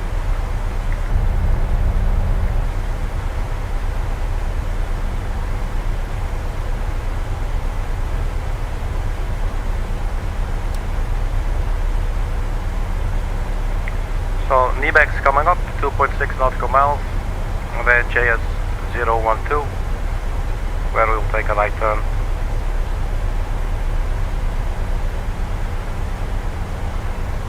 So the final approach speed will be 127 knots, while fully configured with the gear down and the flaps all the way down to 40 degrees. Total fuel on board is 2,000 kilograms.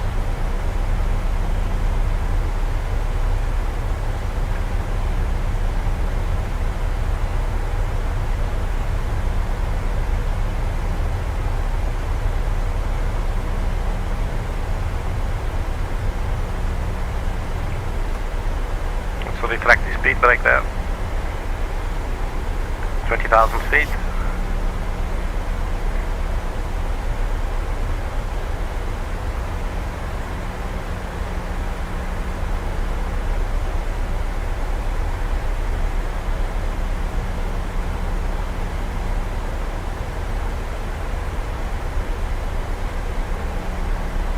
Just maybe put in a little bit more speed brake.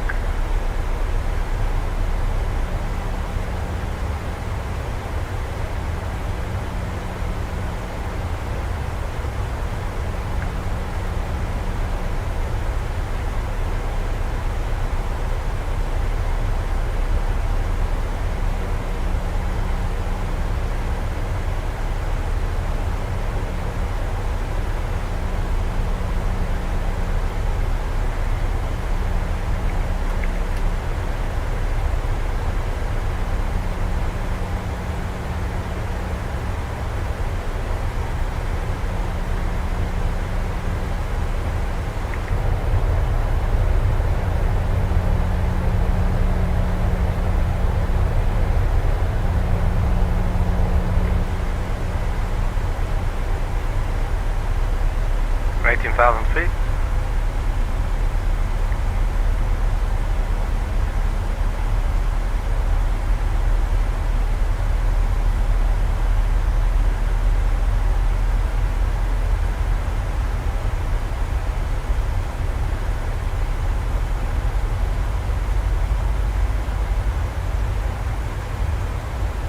And then we had another flight on the channel where we were flying from Bangkok to Hong Kong, and by the time we reached Hong Kong it appeared that the runway 07 left was not even existing in the flight sim, and we only discovered on short final, which was really stupid but quite fun. We did land it, but you know,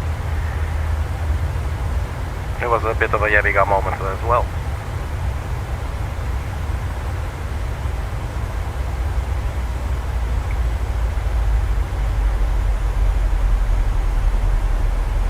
So the deceleration points here, so let's retract the speed brake and let's maybe arm them for now.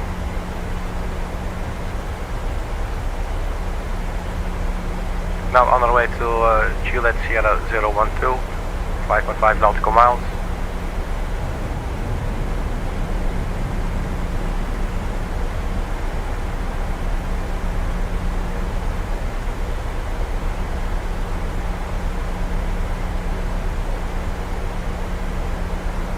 Looks like the airport should be straight up ahead there, but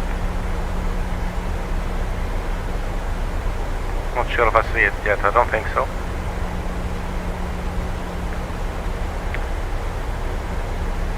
But yeah, touchdown is in about 10 minutes or so. We're now 1 hour 33 minutes into the flight.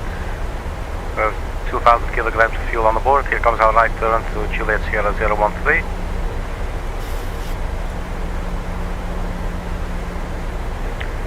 think we're basically configured. We have the speed brake armed. The auto brake is at setting number 1. Let's zoom in a little bit. Here we have the runway extended runway center line. We're now aiming for 8,000 feet.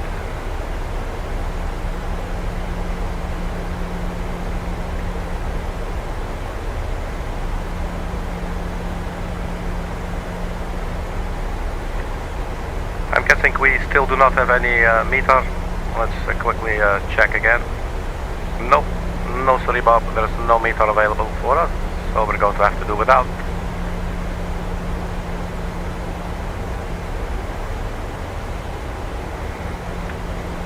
A little bit high.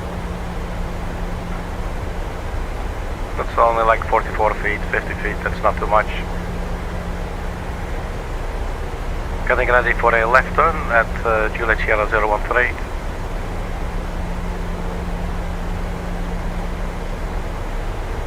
So let's go to Joburg, man. As I said, Johannesburg is really high, elevation 5,500 feet.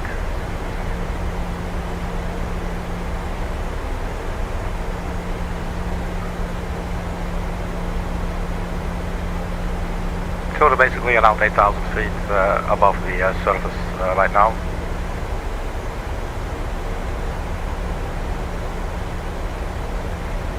Alright, here comes the left turn onto Juliet Sierra 014. Passing 13,000 feet.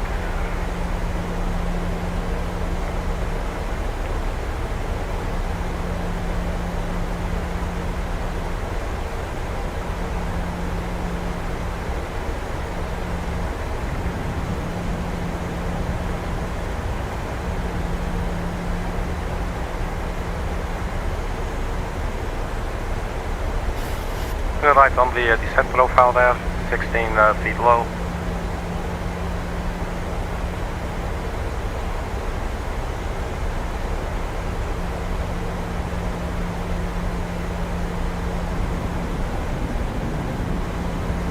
That might be the runway, but I'm not really sure. So we'll see all of that unfold momentarily.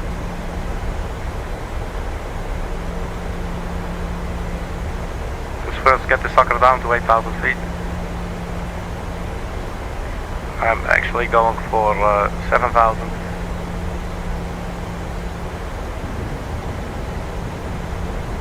6,800. I guess that's pretty much spot on. Let's have a look here. 6,880, so that's good. That's where the glide slope will start bringing us down. We're already below the glide slope there. So let's turn on the localizer.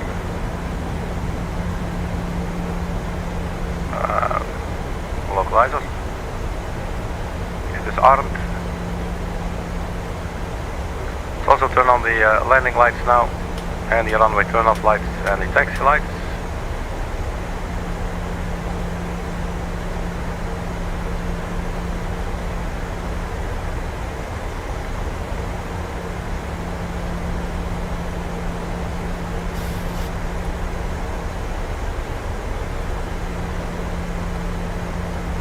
That one on the left, that's our runway, 03 left.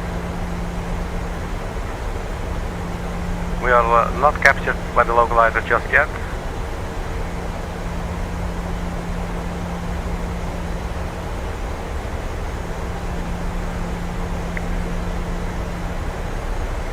Here we have the two range rings that we put in earlier, one at 11 nautical miles, one at 4.2 nautical miles, passing 10,000 feet.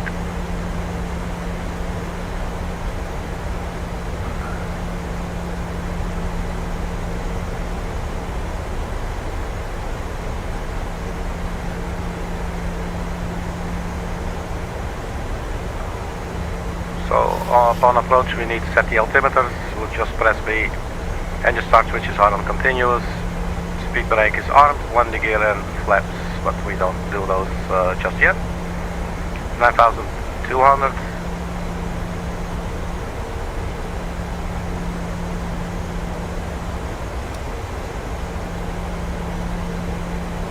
So we're on our way to Juliet Sierra 015, where we'll take a left turn onto the initial approach fix right there.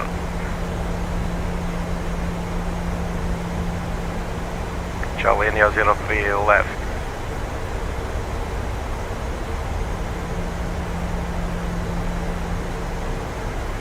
Here comes the left turn to line ourselves up with 03 left.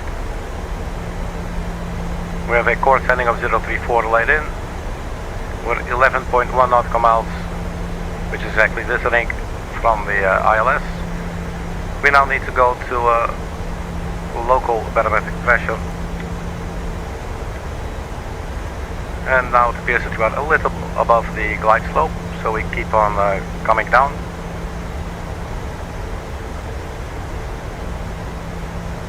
Distance 9.5 nautical miles.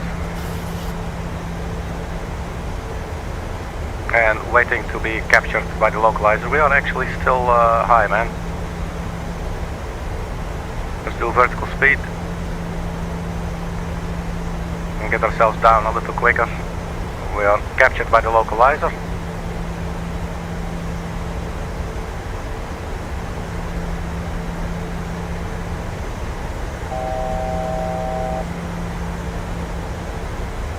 And we're captured by the glide slope. 2500. Flag 1.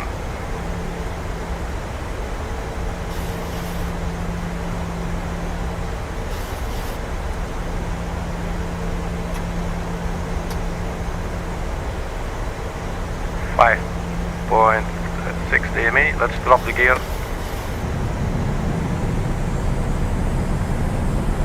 Let's strap in the cabin crew as well.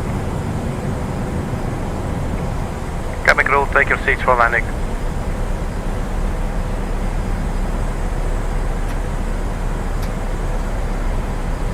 So it looks like a quite of a high speed approach here. Let's see if we can do it.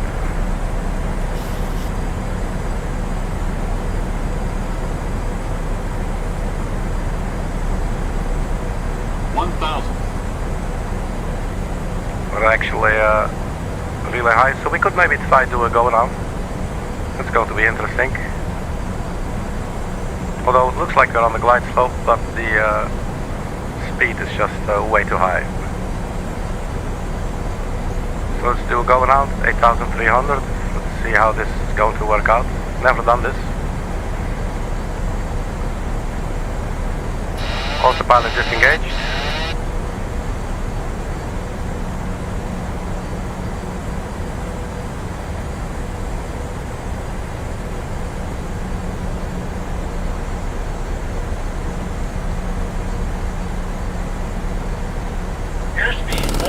Oh shit.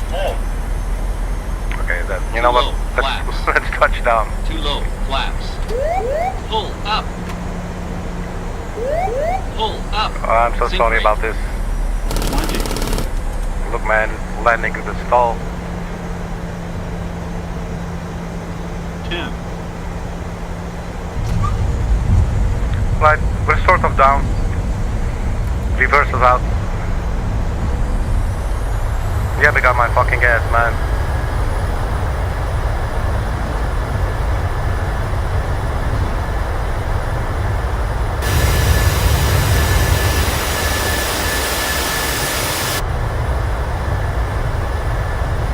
Well, welcome to Johannesburg. They've got some very good psychologists here to help you overcome your PTSD that you just encountered or just acquired. Engines to idle. Flaps up, speed brake retracted, and we exit to the left, and then we find our way to the Charlie apron way there to the left behind us, which is the apron for the domestic flights. So again, my apologies, that was a very high speed approach, and I promise I will start practicing go around procedures. Because with the knowledge I do have, where's the gear displaying up?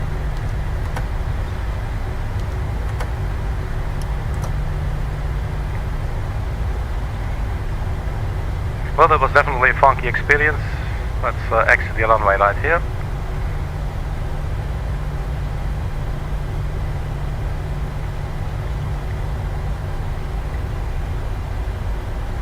Can turn off the landing lights now.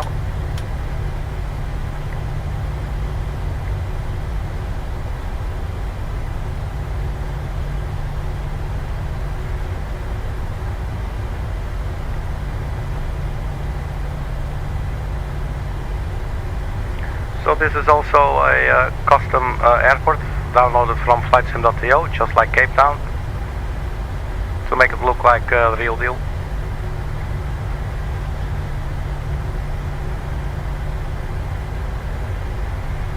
Alright, in the meantime, let's clean up some things. Flight directors can go off. If the mouse wants to select the click spot there, that would be very nice.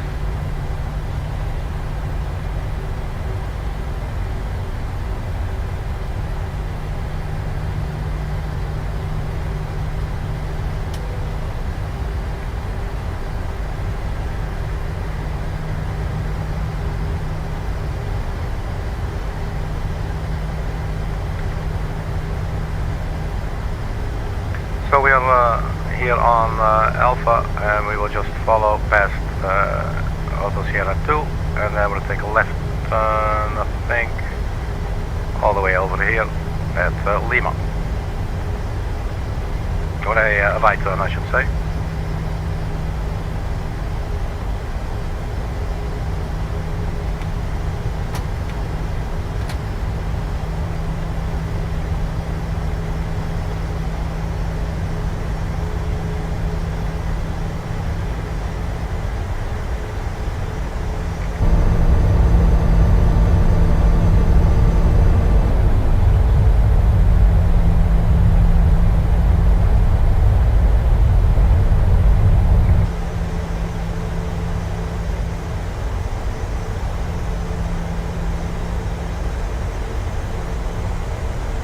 Looks like the fuel sort of worked out. We got 1.7. The expectation was 1.8, so that seems pretty accurate.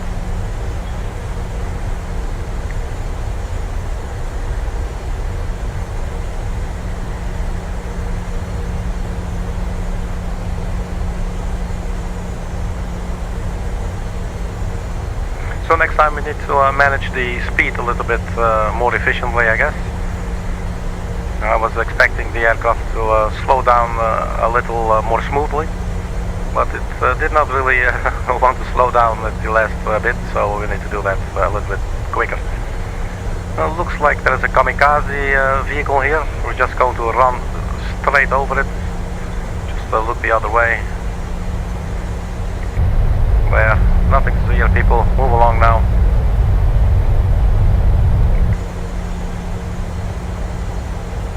And then there's another two vehicles up ahead, or one.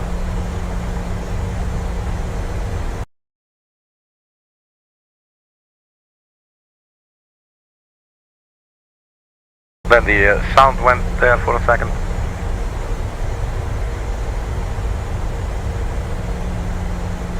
I don't get it, man. What's with these ground vehicles in Flight Simulator 2020? It's so funny.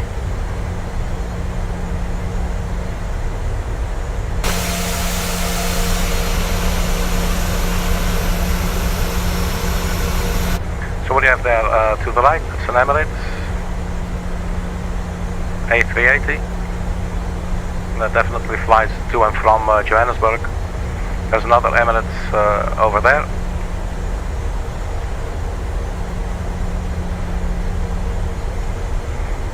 This is gonna look funny.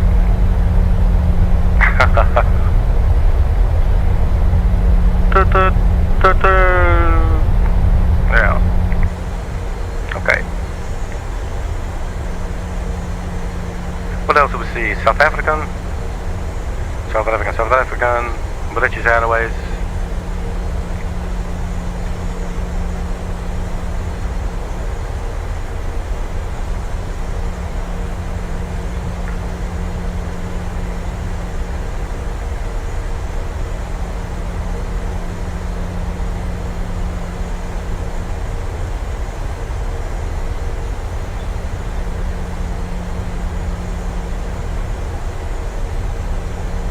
Foxtrot. I believe our turn was at Kilo or Lima.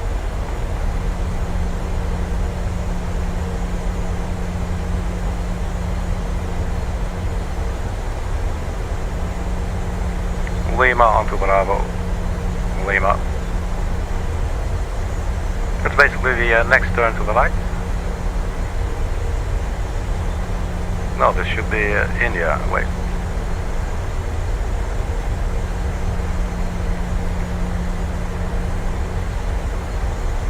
Alright, let's take the next one.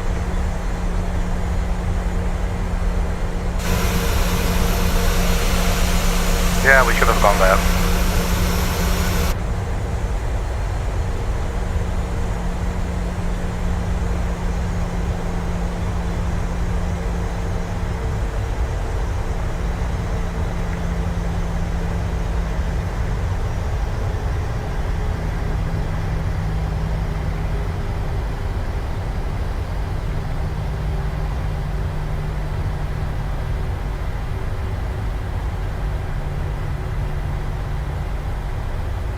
We'll make a little U-turn here.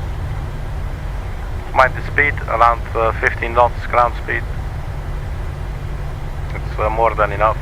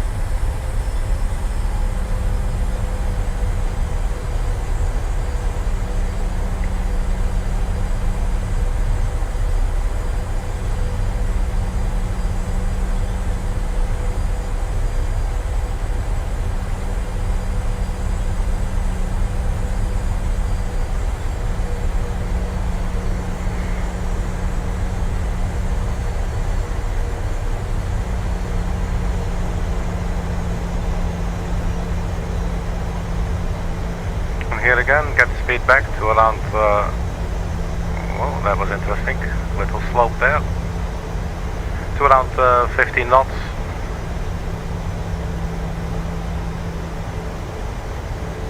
Man, today there's a lot of rogue ground vehicles. I think they should actually give way to us, right? What do you think?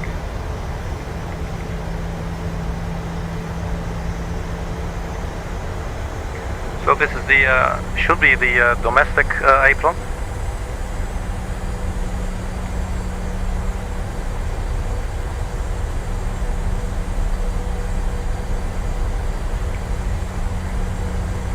Let's turn off the taxi lights and the runway turn-off lights.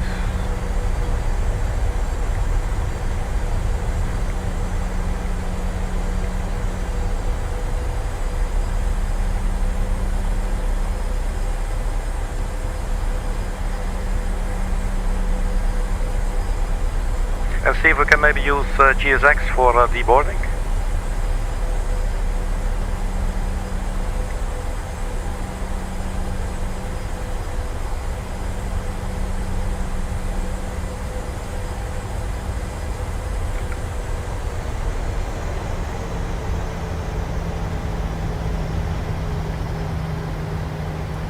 Parking brake set. No, that's not set. There it is. Welcome to Johannesburg.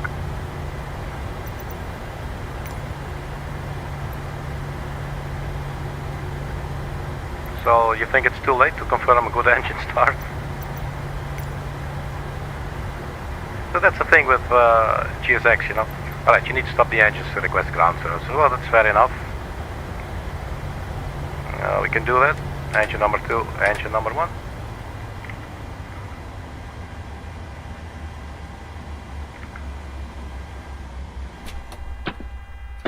Now let's switch to APU generator.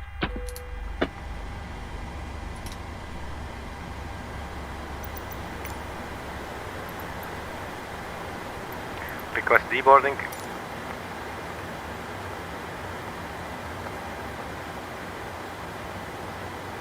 Good day, sir. That's Johan van der Merwe.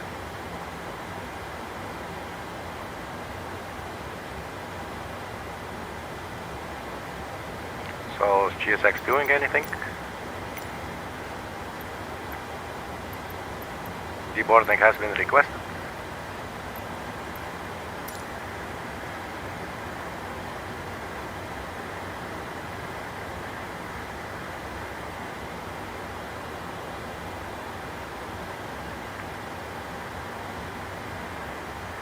So let's set the chocks. Request ground power unit.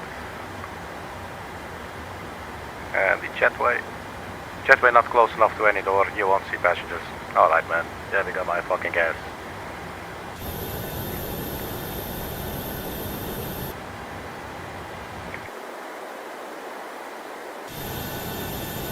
That looks funny too.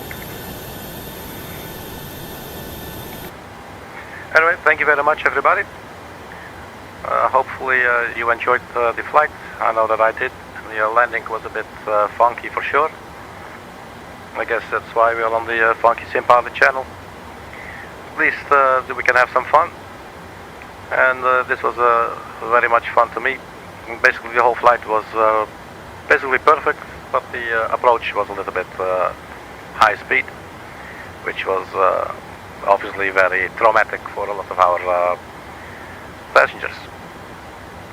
Thank you very much for checking. If you like it, just leave a little thumbs up. It's always nice, you know, get some appreciation. I'm just sitting here in my underwear anyway, you know what I mean. Anyway, thank you very much for checking. See you sometime later on the next video. I'm your personal Funky Sim Pilot. Thanks for checking. Bye bye.